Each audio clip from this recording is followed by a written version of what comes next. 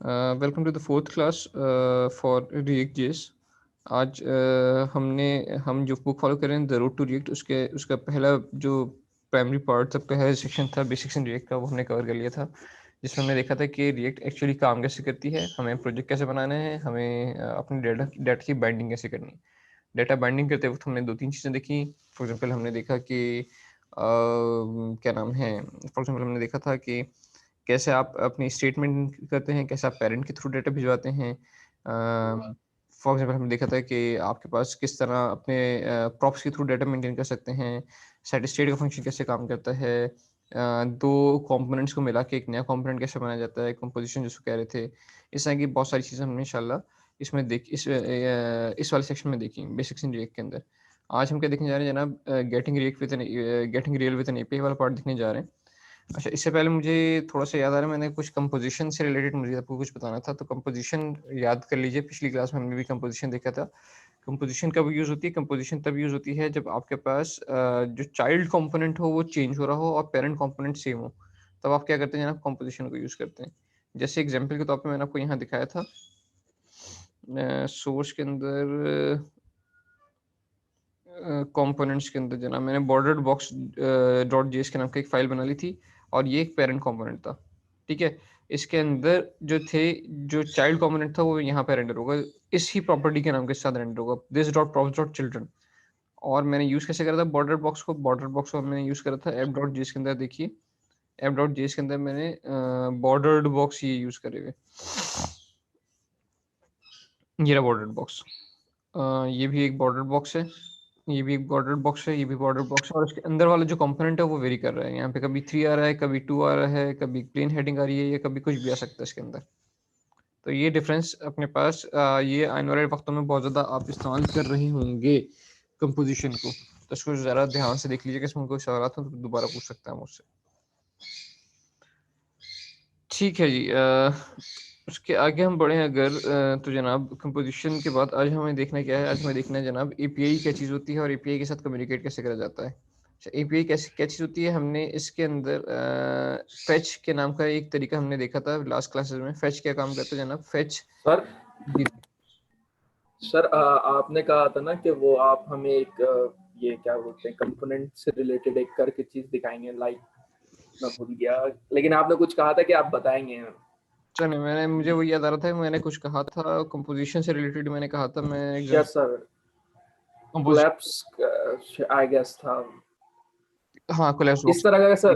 जैसे से yes sir. सही है, कोलैप्स बॉक्स मुझे याद आ गया। कोलैप्स बॉक्स मुझे आपको दिखाना है कंपोजिशन से रिलेटेड। कोलैप्स बॉक्स होता क्या है जनाब? कोलैप्सिबल आइटम होता क्या है जनाब? Collapse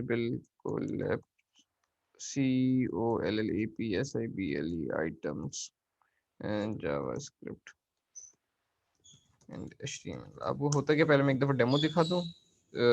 how to create a collapsible नहीं, बूटस्ट्रैप रेफरेंस के अंदर देखें, बूटस्ट्रैप के अंदर भी कोलैप्सिबल लिस्ट होती है। कैसे होती है जनाब? वो ऐसे होती है कि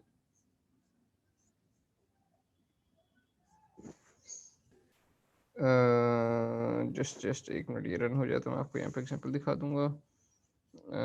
ये भी ट्राई इट योरसेल्फ है, एड जावास्क्रिप्ट।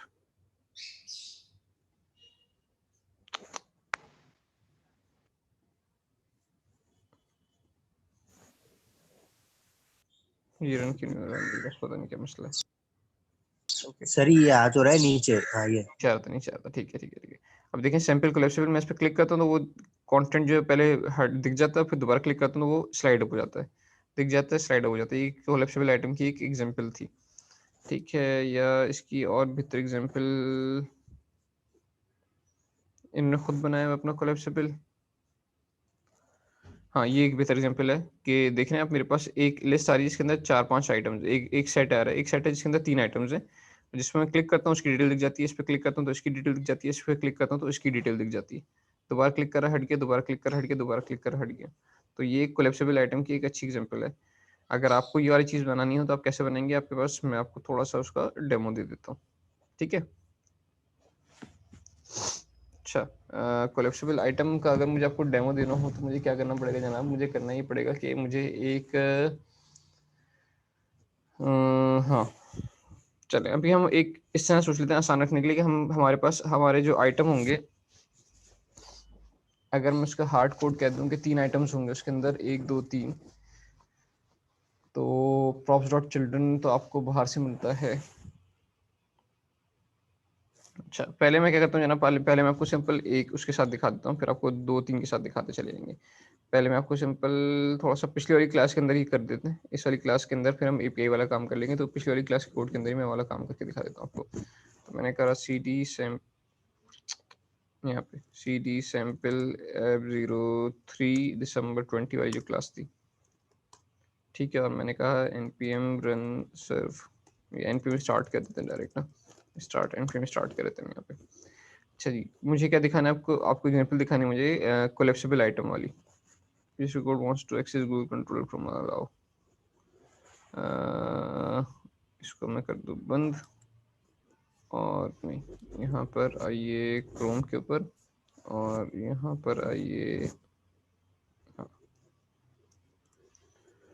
ठीक है जी। ये मेरे पास लास्ट क्लास का डेमो था जो हम जहाँ तक पहुँच चुके थे।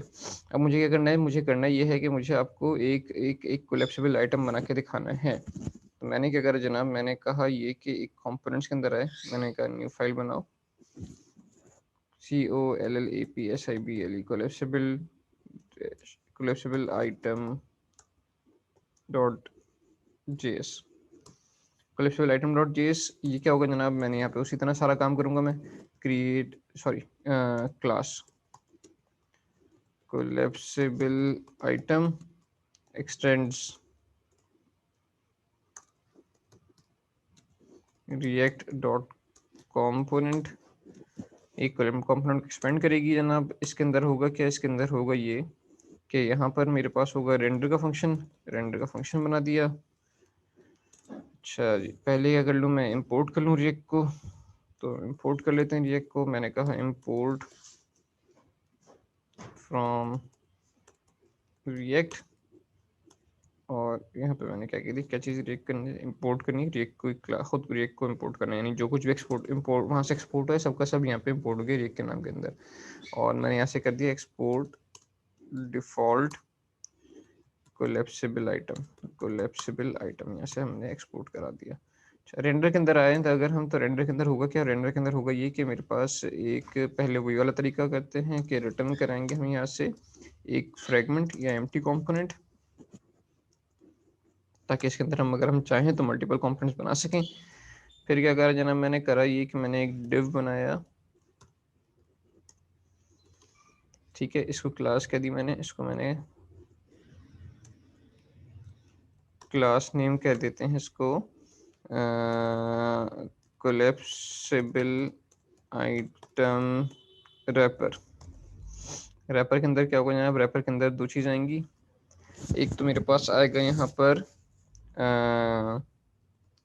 एक डिव होगा जो होगा class name equals to single quote से डबल कोट आपकी मर्जी है। इसको मैंने कहा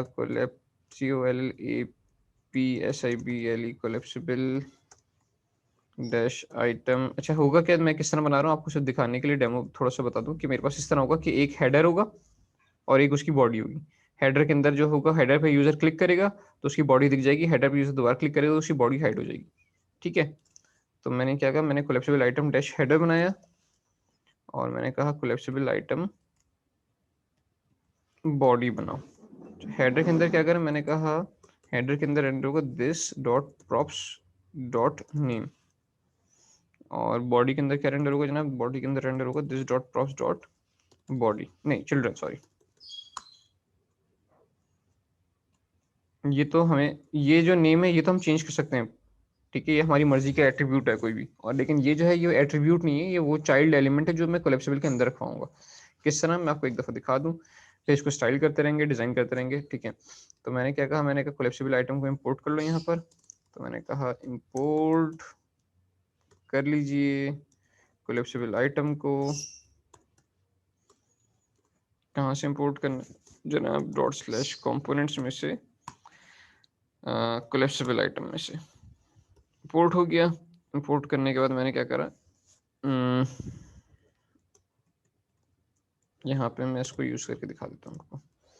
मैंने कहा एक कोलेप्सिबल आइटम है और इसके अंदर आके अभी मैंने क्या करा, एक कुछ अपनी अपनी मर्जी के कंपोनेंट्स रख दिए मैंने, children components, sample body heading, और एक बनाया मैंने paragraph, sample body paragraph GRAPH, और पैराग्राफ 2, 2 पैराग्राफ्स हैं और एक हेडिंग है, ठीक है। अच्छा, और साथ में क्या करें, देखें अगर आप यहाँ पर, तो ये जो था कोलेप्सिबल आइटम, मेरी आवाज़ क्लियर है आज, राइट? कोई प्रॉब्लम तो नहीं हो रही आवाज़ में? No sir. ठीक है। और जो मैं काम कर रहा हूँ अभी तक, ये भी क्लियर है, अभी तक कोई मसला नहीं होना चाहिए आपको। Yes sir. अच्छा, अब ये देखें, ये जो चिल्ड्रन होते हैं ना, प्रॉप्स डॉट चिल्ड्रन, वो कौन से एलिमेंट्स हैं? वो एलिमेंट्स होते हैं जो आपने इस के ओपनिंग और क्लोजिंग के बीच में जो रखे हुए हैं, वो सारे कहलाते हैं चिल्ड्रन एलिमेंट और प्रॉप्स डॉट चिल्ड्रन, ठीक है। प्रॉप्स डॉट चिल्ड्रन के अंदर कौन से मिलते हैं? जो आपने ओपनिंग और क्लोजिंग के बीच में रखे हैं, जिसमें हमारे पास अभी एक हेडिंग और 2 पैराग्राफ्स हैं। और एक और मैंने कहा है, प्रॉप्स के अंदर से नेम का एट्रीब्यूट, नेम भी होगा, तो नेम अब क्या करना पड़ेगा मुझे? नेम यहाँ पे एज एट्रीब्यूट पास करना पड़ेगा, ठीक है। नेम इक्वल्स टू समथिंग, या अगर मैं नेम नहीं कहना चाह रहा तो मैं इसका यहाँ पे आके चेंज कर दूं, मैं कह दूं टाइटल, तो यहाँ पे मुझे क्या पास करना पड़ेगा? टाइटल का एट्रीब्यूट पास करना पड़ेगा, ठीक है। इंट्रो फॉर एग्जांपल, यहाँ पे मैंने कह दिया intro, INTRO, intro for first collapsible item. Save करा, अभी मुझे इस तरह दिख रहा है, ये देखें इंट्रो आ गया यहाँ पे और ये उसकी बॉडी आ गई। अभी ये कोलेप्सिबल नहीं भी नहीं है ना, ये दिख रहा है कि क्लिकेबल है या कुछ ऐसा कुछ भी नहीं है, ठीक है। फिर मैं क्या करता हूँ जनाब, कोलेप्सिबल आइटम के लिए एक CSS फाइल बना लेते हैं हम। सर जी दोस्त। यहाँ पे आपने कंस्ट्रक्टर तो पास किया नहीं है, प्रॉप्स करके सुपर भी नहीं किया। प्रॉप्स करके भी नहीं करा, हाँ तो गलत तरीका था, मुझे करना चाहिए था, मुझे आपने सही याद दिलाया। कंस्ट्रक्टर इसको प्रॉप्स में लेंगी और वो हमें सुपर को प्रॉप्स तो ये पास। सर ये प्रॉप्स मिले बगैर ही इसने यहाँ आपने यूज करी है ये हाँ प्रॉप्स, हाँ, तो ये कैसे हो रही है मतलब? ये देखें, ये जो कंस्ट्रक्टर के अंदर प्रॉप्स रिसीव करते हैं वो इसलिए नहीं होती कि आप यहाँ पे इस्तेमाल कर सकें, वो कंस्ट्रक्टर के अंदर प्रॉप्स इसलिए होती है कि आप कंस्ट्रक्टर के अंदर अगर आप मॉडिफाई करना चाह रहे हो, फॉर एग्जाम्पल मैं कहता this dot state for example, और स्टेट के अंदर मैं कहता कि टाइटल होगा, जो मुझे प्रॉप्स उठाना, this dot props dot title. अब मुझे यहाँ पे प्रॉप्स जरूरी था, ठीक है, और अब मैं यहाँ पे this dot props dot title this dot state dot title कह सकता हूँ। समझ रही बात कि फॉर एग्जाम्पल अगर प्रॉप्स को आपको कंस्ट्रक्टर के अंदर मॉडिफाई करवाना है या कंस्ट्रक्टर के अंदर प्रॉप्स में से कोई चीज काम करनी है, तो आप इस तरह काम करेंगे। मैंने इसको फॉर एग्जाम्पल कह दिया डॉट टू अपर केस, ये देखें intro for first collapsible item आ गया, क्योंकि अब मैं स्टेट में से उठा रहा हूँ, लेकिन अगर मैं प्रॉप वाला उठाऊंगा तो वो अभी भी जो बाहर से मैंने पास करा हुआ है वो वही रहेगा, props sorry, intro for first collapsible item आ गया। खैर ये अभी हटा दूं, ये मेरा मकसद नहीं था, ये सिर्फ काम करना ज़्यादा ज़रूरी है, ये मुझे करता रहना चाहिए, कंस्ट्रक्टर बनाना चाहिए और उसको सुपर के अंदर जो कंस्ट्रक्टर को जो भी पैरामीटर्स मिले वो सुपर को पास कर देने चाहिए ऐसे ही। अच्छा, ये जो अभी मैंने कोड लिखा है, ये इस कोड में कोई सवाल कोई कंफ्यूजन तो पूछ लीजिए, मैं 2 दफ़ा 3 दफ़ा बताने के लिए तैयार हूँ, ताकि हम आगे बढ़ें तो आगे वाले सवाल प्रॉब्लम ना करें। यहाँ तो कोई सवाल किसी के पास, कोई कन्फ्यूजन?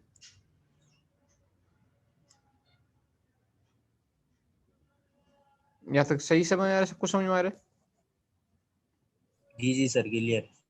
ठीक है जी, हम आगे बढ़ते हैं। हम अब क्या करने जा रहे हैं नेक्स्ट, हम नेक्स्ट ये करने जा रहे हैं जनाब कि पहले थोड़ी सी CSS ऐड करेंगे और फिर इसको शो और हाइड वाला काम करवाना शुरू करेंगे इंशाल्लाह। तो मैंने क्या करा जनाब, मैंने कहा कोलेप्सिबल आइटम डॉट JS ये रही, इसके साथ ही एक नई फाइल बनाई मैंने, कोलेप्सिबल आइटम डॉट CSS, और JS वाली फाइल के अंदर मैंने इंपोर्ट करा ली, इंपोर्ट कर लो, नहीं डॉट स्लैश के साथ, dot slash collapsible item dot CSS, और CSS फाइल के अंदर आके मैंने क्या कहा, मैंने कहा जिसकी क्लास क्या है जनाब, जिसकी क्लास ये है रैपर जो है, उसको मैंने थोड़ी सी, ताकि क्योंकि बिल्कुल स्क्रीन के साथ यहाँ पे बॉर्डर बिल्कुल मिक्स हो रहा है, तो मैंने थोड़ा सा इसको कह दिया इसकी पैडिंग दे दीजिए जनाब, पैडिंग दे दो 10 पिक्सल्स। और फिर जब ये आ गया जनाब, तो फिर मैंने कहा जो टाइटल है यानी हेडर, इसको भी थोड़ा सा स्टाइल कर देते हैं। मैंने कहा वो कलर जो है वो उसका वाइट कर दो, बैकग्राउंड डैश कलर जो है वो उसका ग्रे कर दो, फॉन्ट डैश साइज जो है वो उसका 20 पिक्सल कर दो, फॉन्ट डैश वेट जो है वो उसका बोल्ड कर दो, फॉन्ट साइज हो गया, फॉन्ट वेट हो गया। और इसको मजीद थोड़ा सा आगे करके दिखा देते हैं, तो मैंने कह दिया इसको मार्जिन नहीं, सॉरी, आगे करके दिखाना है, बॉर्डर को आगे मूव नहीं करना। तो मैंने कहा पैडिंग डैश राइट जो है इसकी वो कर दो 15 पिक्सल्स।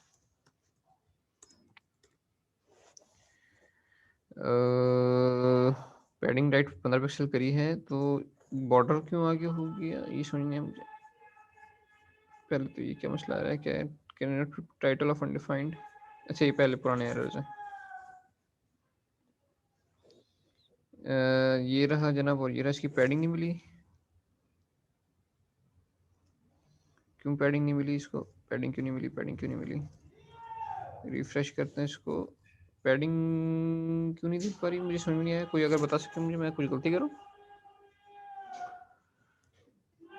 इसको पैडिंग क्यों नहीं मिल पा रही, इसका डिस्प्ले जो है वो ब्लॉक है। हाँ जनाब, डिस्प्ले तो ब्लॉक होता है। सिर्फ अगर मैं पैडिंग दूँ इसको 20 पिक्सल्स, हाँ तो सिर्फ पैडिंग तो मिल रही है। तो पैडिंग डैश राइट में क्या मसला है।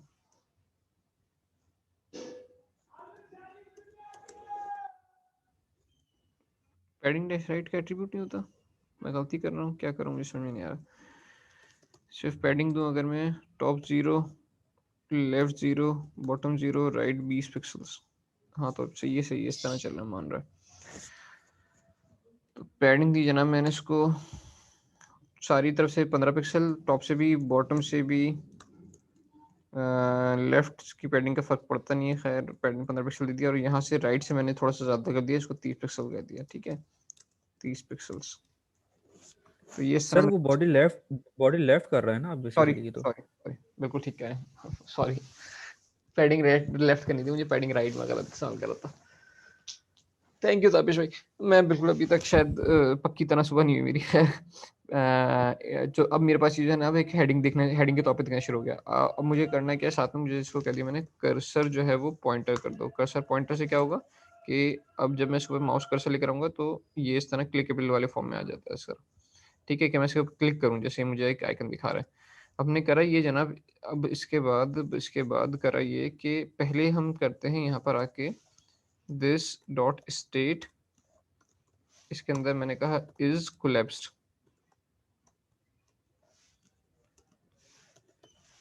फॉल्स, अभी फॉल्स है डिफॉल्ट पे, ठीक है। और यहाँ पे भी मैंने क्या दिया, बल्कि आता हूँ थोड़ी देर बाद। इसके ऊपर आके मैंने क्लिक हैंडलर अटैच करा मैंने, on click equals to arrow bracket, sorry arrow bracket नहीं, एरो फंक्शन। एरो फंक्शन के अंदर मैंने क्या दिया, एक यहाँ पे मेथड बनाते हैं, दिस, सॉरी यहाँ पे दिस डॉट नहीं होगा, मैंने कहा toggle state, collapsible state, APSED, collapsed state. Toggle मतलब क्या होता है, अगर है तो नहीं कर दो, नहीं है तो हाँ कर दो, यानी चेंज करते चले जाओ। फिर मैंने कहा अभी क्या वैल्यू है, तो मैंने कहा let current value equals to this dot state dot is collapsed. इसमें मुझे मिलेगा ट्रू या फॉल्स। अगर इसमें ट्रू मिला तो मतलब यूजर ने इसको कोलैप्स करा हुआ है। कोलैप्स का मतलब क्या होता है कि इसको एक्सपेंडेड कह दूं तो आपके लिए ज़्यादा आसान है, एक्सपेंड वर्ड समझना। तो इज एक्सपेंडेड, EXPANDED, एक्सपेंडेड। इस एक्सपेंडेड को हमने शुरू में कहा हुआ है ट्रू, यानी ये जो है अभी एक्सपेंड होकर दिखेगा, खुला हुआ दिखेगा, यानी इसकी इसकी जो बॉडी है वो दिख रही है पेरेंट को, चाइल्ड एलिमेंट को, चाइल्ड एलिमेंट की जो बॉडी है वो स्क्रीन पे दिख रही है, एक्सपेंडेड दिख रही है। एक्सपेंडेड को यहाँ पे मैंने ट्रू कहा। करंट वैल्यू को मैंने कहा कि एक्सपेंडेड की उठाओ के अभी, तो फिर यहाँ पे भी मुझे एक्सपेंडेड स्टेट को चेंज करना चाहिए, this dot EXPANDED, expanded state, okay. तो जनाब हमने कहा कि एक वेरिएबल बना लिया मैंने स्टेट के अंदर इस एक्सपेंडेड के नाम का, जिसकी मैंने अभी की वैल्यू उठा ली। और फिर मैंने कहा दिस डॉट सेट स्टेट क्या जनाब, is expanded colon not current value, यानी अगर वो उसमें ट्रू आया तो उसको फॉल्स कर देगा, और अगर इसमें फॉल्स आया तो नॉट का सिंबल इसको ट्रू कर देगा, यानी मैं उसको हाँ से नहीं और नहीं से हाँ चेंज करवाते चले जा रहा हूँ जब भी इस वाले फंक्शन को कॉल करूँगा। तो आते हैं और यहाँ पे मैंने कहा दिस डॉट, इस फंक्शन को कॉल कर दो, फंक्शन की कॉल हो जाएगी। फंक्शन की कॉल पे मैंने यहाँ पे क्या करा, मैंने यहाँ पे कहा क्लास नेम के अंदर ही, क्लास नेम का जो एट्रीब्यूट था ना, मुझे डायनेमिकली एक क्लास को हाँ या ना करवाना है। ठीक है, पहले मैं आपको यहाँ तक दिखा दूँ कि यहाँ तक हो रहा क्या है, और फिर मैं उसको आपको डायनेमिकली क्लास कैसे ऐड करवाते हैं वो भी आपको दिखा दूंगा। बॉडी के अंदर कर लेते हैं, this dot state dot expanded. अगर ये ट्रू है तो ये आ जाए, अगर ये फॉल्स है तो ये आ जाए शो बॉडी, और यहाँ पे मैंने कह दिया हाइड बॉडी। ठीक है, तो अभी मेरे पास क्या रहा है, शो बॉडी आ रहा है। जब मैंने इस पर क्लिक करा तो हाइड बॉडी आ गया, दोबारा क्लिक करा शो बॉडी आ गया, हाइड बॉडी आ गया, शो बॉडी हाइड बॉडी, इस तरह होता चलेगा जब भी आप क्लिक करेंगे। डिफॉल्ट पे क्या है, डिफॉल्ट पे मेरे पास शो बॉडी आ रहा है क्योंकि मैंने इस वाले वेरिएबल को ट्रू रखा हुआ है यहाँ पे। ठीक है, अच्छा फिर मैंने क्या करा जनाब, मैंने करा ये कि मुझे अब इसकी क्लास को चेंज करवाना है, डायनेमिकली मुझे इसके अंदर क्लास ऐड करवानी है। ओके, मुझे बैटरी चार्ज करवानी है, चार्ज करवानी मतलब खुद चार्ज करूँगा, मतलब चार्जर कनेक्ट करूँगा। चार्जर मेरा एक just minute.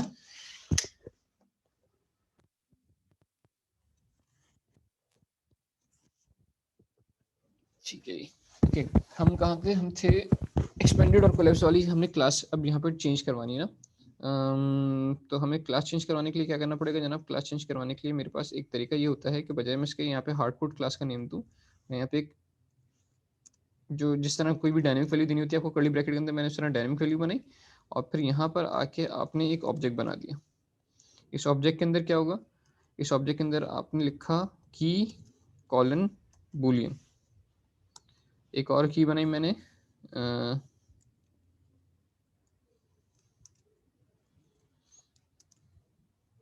Item body visible, ये एक्सपेंडेड कर लेते हैं, एक्सपेंडेड, और इसके आगे इसमें क्या कर दिया, ये वाला बूलियन रख दिया। अच्छा, इसको यूँ कर दूँ मैं ताकि अब आपके लिए सही रहेगा। हाँ, तो मैंने क्या कहा जनाब, मैंने ये कहा है, दोबारा देखिए इस लाइन को कमेंट कर दूँ मैं,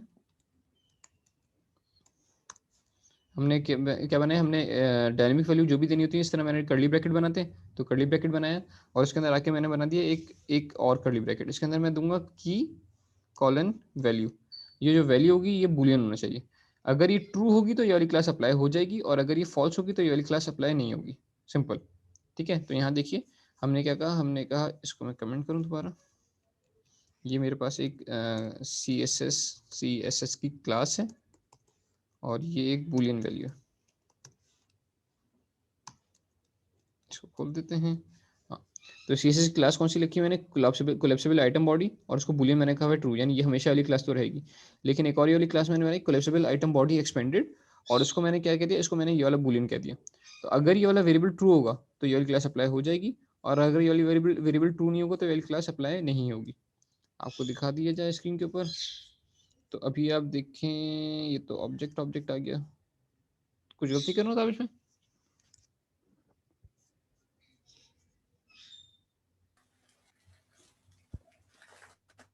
क्लास दिखाइए, कोड दिखाइए।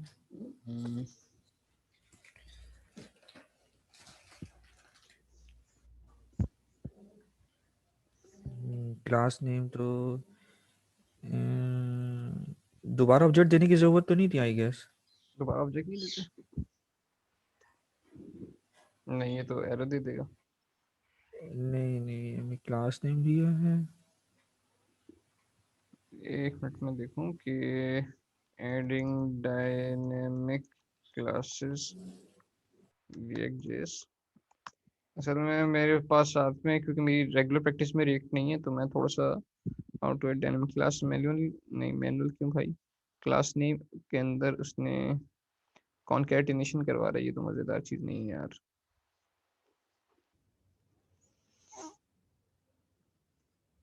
क्लास नेम्स, पहले राउंड ब्रैकेट लगा हुआ इसने, देन उसने कर्ली ब्रैकेट, लेकिन ये तो नहीं ये इसके लिए I क्लास guess- नेम्स उसने इंपोर्ट कराई होगी, ये एक अलग हाँ हाँ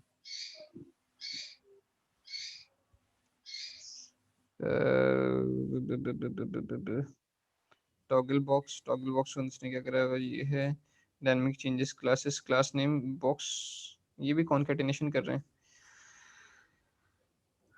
कॉन्केटेनेशन कर दें।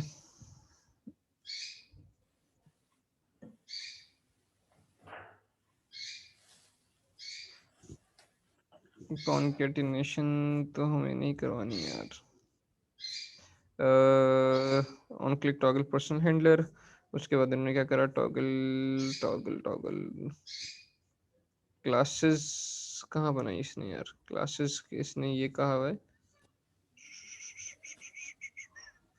क्लासेस कहीं और बना के वो क्लास असाइन करवा रहे हैं, तो फिर टॉगल कॉन्केटेनेशन करवा देते हैं किताबिश, फिर सही है, कोई मसला नहीं है। तो जनाब हम इस वाले मेथडोलॉजी से हट रहे हैं, ये प्रॉब्लम कर रही है, इसके लिए हमें एक अलग मॉड्यूल इंपोर्ट करना पड़ेगा। हम अभी नहीं समझ रहे कि वो अलग मॉड्यूल कैसे काम करता है। हमने सिंपल फॉर्मेट पे आए दोबारा वापस, इसको मैं बैकअप कर लूँ ताकि मेरे लिए क्लास का नाम लिखना ना पड़े दोबारा मुझे, और ये सब मैंने हटा दिया। ठीक है, क्लास नेम क्या है जनाब, क्लास नेम एक स्ट्रिंग है, स्ट्रिंग के अंदर आप क्या करते हैं, स्ट्रिंग के अंदर आपने ये लिखा पहली क्लास का नाम स्पेस और दूसरी क्लास का नाम, तो ये दोनों क्लासेस मेरे एलिमेंट को भी दिखेंगे आपको कि अप्लाई हुई हुई हैं। कहाँ है जनाब, कहाँ है जनाब, ये बॉडी को अगर आप देखें तो पूरी बॉडी के अंदर दोनों क्लासेस अप्लाई हुई हैं, सिंपल। अब मुझे क्या करना है, मुझे ये नाम डायनेमिकली दिखाना है, ये जो दूसरी क्लास है ना, ये चेंज करवानी है डायनेमिकली। क्यों चेंज करवानी है, ताकि मैं इसके ऊपर CSS की मदद से काम करवा सकूँ। तो मैंने जल्दी से क्या काम करा, मैंने कहा ये जो हिस्सा है ना, असल में इसको पूरे को मैं एक बजाय इसके एक स्ट्रिंग लूँ प्लेन, हम इसको स्ट्रिंग लिटरल ले लेते हैं इस तरह, ताकि मैं इसके अंदर, अभी तक कोई फ़र्क नहीं पड़ा, अभी तक ऐसे दिख रहा है, ये ऐसे दिख रहा है। अब यहाँ पे हम कॉन्केटेनेशन वाला काम करवाते, तो मैंने क्या कहा, मैंने कहा अगर ये क्लास, अब कॉन्केटेनेशन करवाने के लिए भी ना आपको वही वाला मसला है कि डॉलर और यहाँ पे कर्ली ब्रैकेट्स बनाने पड़ेंगे। फिर आपने कहा अगर ये ऐसा है, ट्रू है, तो ये क्लास, वरना ये क्लास, यहाँ से हटाया मैंने। अगर एक्सपेंडेड है तो एक्सपेंडेड वाली क्लास अप्लाई हो जाएगी, वरना कोई सी भी क्लास एक्सपेंडेड वाली क्लास अप्लाई नहीं होगी। तो अब अगर आप देखें तो आपको यहाँ पर जो मिलेगा वो ट्रू वेरिएबल ट्रू था, तो आपको यहाँ पर क्लास मिल रही है। मैंने दोबारा क्लिक करा तो वो क्लास हट गई, वो वाली क्लास हट गई। दोबारा क्लिक करा, वो वाली क्लास दिख रही है, क्लिक हटाया, वो वाली क्लास दोबारा हट गई, सिंपल हो गया। अब यहाँ पे आया CSS के अंदर, यहाँ पे आके मैंने क्या कहा, मैंने कहा क्या कह लीजिए जनाब, कोलैप्सिबल आइटम बॉडी है, पहले इसके कुछ स्टाइल बता देते हैं।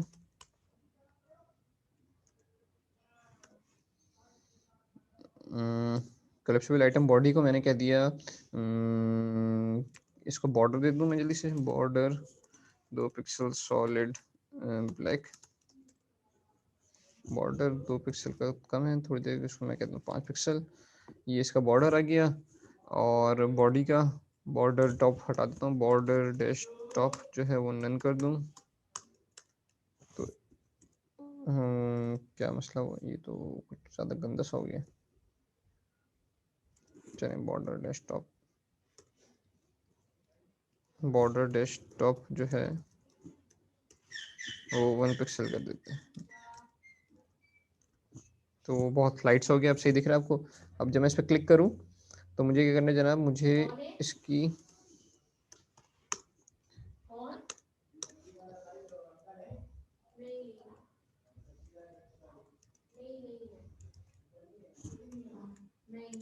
इसको जनाब हमने करा ये कि बॉडी को एक्सपेंडेड जो थी अगर ये है, तो यहाँ पे मैंने कह दिया इसकी हाइट कर दो ऑटो, वरना इसकी हाइट कर दो 0 पिक्सल।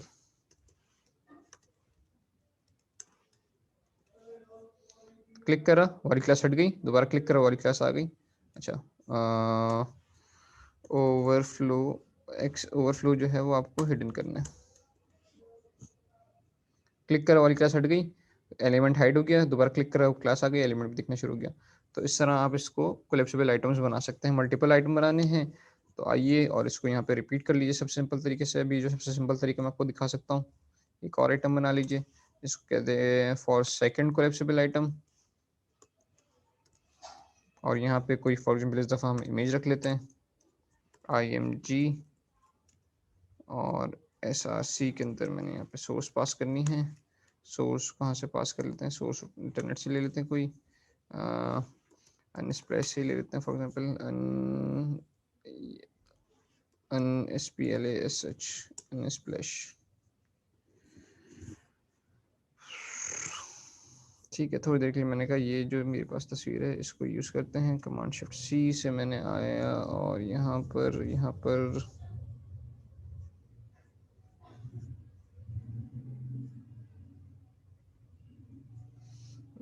SRC का है इसका सोर्स।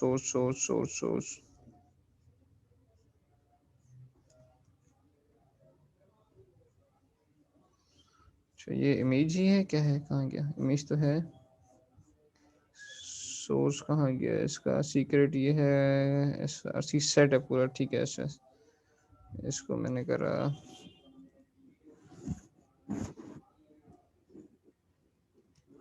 यहाँ तक कॉपी और ये मैंने करा यहाँ पेस्ट। एक दफ़ा पहले मैं इसको अलग खोल के देख लूँ। हाँ ठीक है, तो अब यहाँ आप देखें तो ये आपके पास दो कोलेप्सिबल आइटम आ गए। पहला आइटम ये रहा, फर्स्ट आइटम, और ये सेकंड आइटम। इस पर क्लिक कर, सेकंड आइटम की बॉडी दिख गई, शो बॉडी और शो हाइड बॉडी हटा देते हैं, ये हमने अपने लिए करा था। तो इस पर क्लिक करा, उसकी बॉडी दिख गई, इस पर क्लिक करा, इसकी बॉडी दिख गई। दोनों कोलेप्सिबल आइटम अपनी जगह चल रहे हैं। असल सीखने की चीज़ जो आपके लिए थी वो यहाँ पे वो क्या थी, वो ये वाली थी कि किस तरह आप एक क्या नाम है, ये कंपोजिशन कैसे इस्तेमाल करेंगे। तो यहाँ पे मैंने आपको कंपोज कर दिखाया है कि ये मेरे जो ये एक नया हमने कोलेप्सिबल आइटम पूरा कंपोज करा है, जिसके अंदर बॉडी को हम वेरी कर सकते हैं, चेंज करवा सकते हैं। यहाँ पे हमने हेडिंग्स रखी हुई थी और यहाँ पे हमने इमेजेस रखे हुए थे। देन हम करते क्या है, हम करते ये हैं कि इसको एक टाइटल पास करते हैं और एक बॉडी पास करते हैं कुछ। कोलेप्सिबल आइटम क्या काम करता है? कोलेप्सिबल आइटम ये काम करता है कि जो उसको टाइटल मिलता है वो उसको हेडर में दिखा देता है, जैसे मैंने यहाँ पे ग्रे करके दिखाया हुआ है। और उसके बाद उसको जो बॉडी मिलती है वो उसको यहाँ पे इस तरह चिल्ड्रन की, this dot props dot children की तरह रेंडर करवा देता है, सिंपल। ठीक है, जब this dot props dot children की तरह उसने रेंडर करवा दिया तो हमने करा ये कि हमने यहाँ पर एक लोकल स्टेट वेरिएबल बनाया कि जिसके अंदर हमने रखा है कि अभी एक्सपेंडेड है या नहीं है। और फिर यूजर जब भी टाइटल हेडर पे क्लिक करते हैं तो मैं उसको वाली वेरिएबल को चेंज कराता हूँ। अगर वो होता है तो मैं उसको हाँ होता है तो मैं उसको नहीं करवा देता हूँ, और अगर नहीं होता है तो मैं उसको हाँ करवा देता हूँ। इसका इस्तेमाल कैसे करा जनाब? इसका इस्तेमाल हमने एक CSS क्लास को ऐड और रिमूव करने के लिए करवाया। हमने कहा ये जो बॉडी है ना, इसका डिफॉल्ट साइज 0 पिक्सल होगा। डिफॉल्ट इसकी हाइट जो है मैंने रखा हुई है 0 पिक्सल। और जब होता है उसकी जब ये वाली क्लास होती है इसी वाले एलिमेंट के ऊपर, जब वाली क्लास अप्लाई हो जाती है तो मैं उसकी हाइट जो है वो 0 से ऑटो करवा देता हूँ। 0 से ऑटो करवाने से क्या होता है जनाब, पहले वो उसकी हाइट 0 होती है तो वो दिख नहीं रहा होता। जब हाइट ऑटो होती है यानी जितना भी उसके चाइल्ड एलिमेंट है उसके लिहाज से अपनी उसकी हाइट सेट कर दो तो वो अपनी हाइट सेट कराता है और स्क्रीन के ऊपर वो दिखना शुरू हो जाता है। तो ये देख लीजिए कि आपके पास अभी डिफॉल्ट स्टेट में, क्योंकि अच्छा ये देख लें, एक वेरिएबल चीज़ यहाँ पे भी चेंज करके दिखा दूँ कि अभी डिफॉल्ट सारे एक्सपेंडेड थे तो आपको स्क्रीन पे एक्सपेंडेड दिख रहे हैं। मैं इस वाले वेरिएबल को आगे फॉल्स करवा दूँ, फॉल्स। तो अब मेरे पास पेज पे जब फर्स्ट टाइम यूजर आएगा तो वो कुछ भी नहीं दिखेगा, और जब यूजर इस पे क्लिक करेगा तो उसको दिखना शुरू हो जाएगा।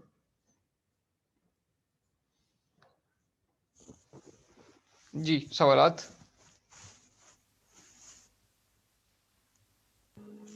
सर जो आपने इफ यूज किया उसे एक बार फिर से बता दें। इफ को कैसे यूज करा है यहाँ पे देख लीजिए जनाब। ये एक वही टर्नरी ऑपरेटर यूज करा था। टर्नरी ऑपरेटर याद होना चाहिए आपको कि कैसे यूज करते हैं। आप लिखते हैं अपना अपना वेरिएबल के बिहाफ पे, इस वाले के बिहाफ पे जो भी आपका फर्स्ट यानी क्वेश्चन मार्क से पहले जो आपकी कंडीशन लिखी हुई है, ये इस कंडीशन को देखेगा, ट्रू है तो क्वेश्चन मार्क के बाद फर्स्ट जो चीज़ लिखी है उसको एग्जीक्यूट कर देगा। और अगर ये फॉल्स होगी, यहाँ से यहाँ तक फॉल्स होगी, तो क्वेश्चन मार्क के बाद जो सेकंड चीज़ होगी, कौन सेपरेट करता है उसको? ये क्वेश्चन मार्क और ये कॉलन, ये सेपरेट करता है। अगर ये ट्रू होगा तो ये वाला काम कर देना, और अगर ये फॉल्स होगा तो ये वाला काम कर देना। अब ये वाला काम कहाँ पे हो रहा है? ये काम इस स्ट्रिंग के अंदर हो रहा है। ये जो स्ट्रिंग बनाया मैंने यहाँ से यहाँ तक इस स्ट्रिंग के अंदर हो रहा है।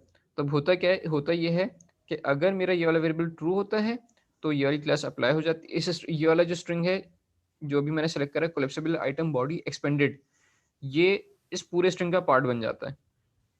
ठीक है, यानी क्या हुआ जनाब, यानी इसका मतलब ये हुआ कि अगर तो इस वाले वेरिएबल के अंदर ट्रू रखा हुआ है, ये जो था ये बराबर था ट्रू के, तो आपके पास क्या स्ट्रिंग बनेगा? आपके पास स्ट्रिंग जो बनेगा वो बनेगा ये स्पेस, क्योंकि ये वाला स्पेस जो रखा हुआ है ये स्पेस दोनों जरूरी है ताकि दो क्लास को सेपरेट कर सकें हम। और उसके बाद ये वाली चीज़ आ गई। और अगर ये फॉल्स होगा तो आपके पास सिर्फ और सिर्फ ये वाला हिस्सा बनेगा, क्योंकि फॉल्स के बाद आपने कहा ना कि अगर ये फॉल्स होगा तो क्या होगा, आपके पास ये वाला पार्ट ऐड नहीं करना बल्कि ये एम्प्टी स्ट्रिंग ऐड करना है, तो वो इसकी जगह, इस पूरे की जगह एम्प्टी स्ट्रिंग रखवा देगा। ठीक है, ठीक है सर, आगे सर। और कोई सवाल किसी के यहाँ तक?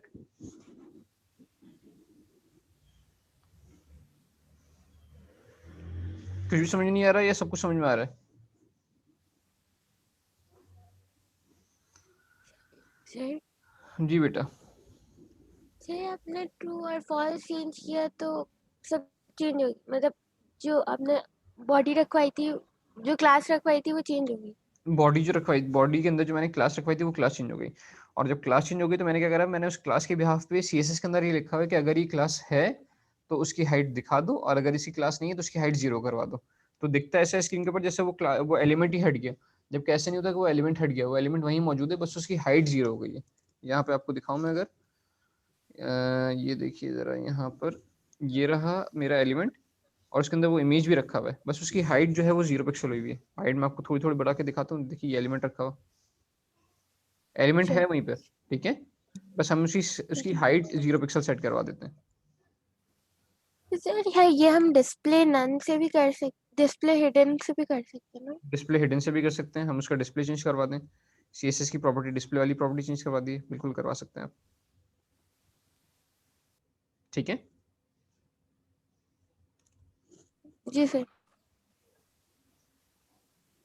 इसको बंद कर दूं, इसको बंद कर दूं।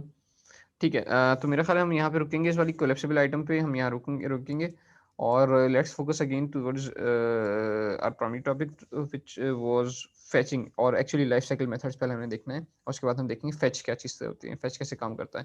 फेच हमने देखा था पहले थोड़ा सा, आपको शायद याद हो कि मैंने आपको कंसोल पे लॉक करवा के देखा था, जब हमने जेसन प्लेस होल्डर के नाम की एक एपीआई यूज़ करी थी। हम डाटा मंगवाते थे और उसको कंसोल पे लॉक करवा लेते थे, और फिर उसके ऊपर हमने आइट्रेट करके उसके शायद लिस्ट आइटम्स भी बनाए थे शायद। Okay, now it's time to get real with an API because it can get boring to deal with sample data. अब हम क्या करेंगे, हम एक एक्चुअल API की मदद से अपना काम डाटा मंगवाएंगे, क्योंकि हम अभी तक से सारा काम जो है वो सैम्पल डाटा पे काम करवा रहे थे, जिसको हम अपनी मदद से जनरेट करवा रहे थे। If you are not familiar with APIs, I encourage you to read my journey where I got to know APIs। यहाँ पे इन्होंने ये बताया हुआ है कि अगर आप इस आर्टिकल को पढ़ना चाहें तो यहाँ पे पढ़ सकते हैं कि इन्होंने APIs के बारे में कैसे सीखा, क्या क्या कैसे इनको पता चला। Do you know the Hacker News platform? It is a great news aggregator about the tech topics. In this book, we'll use Hacker News API to fetch trending stories from the platform. There's a basic and search API to get the platform.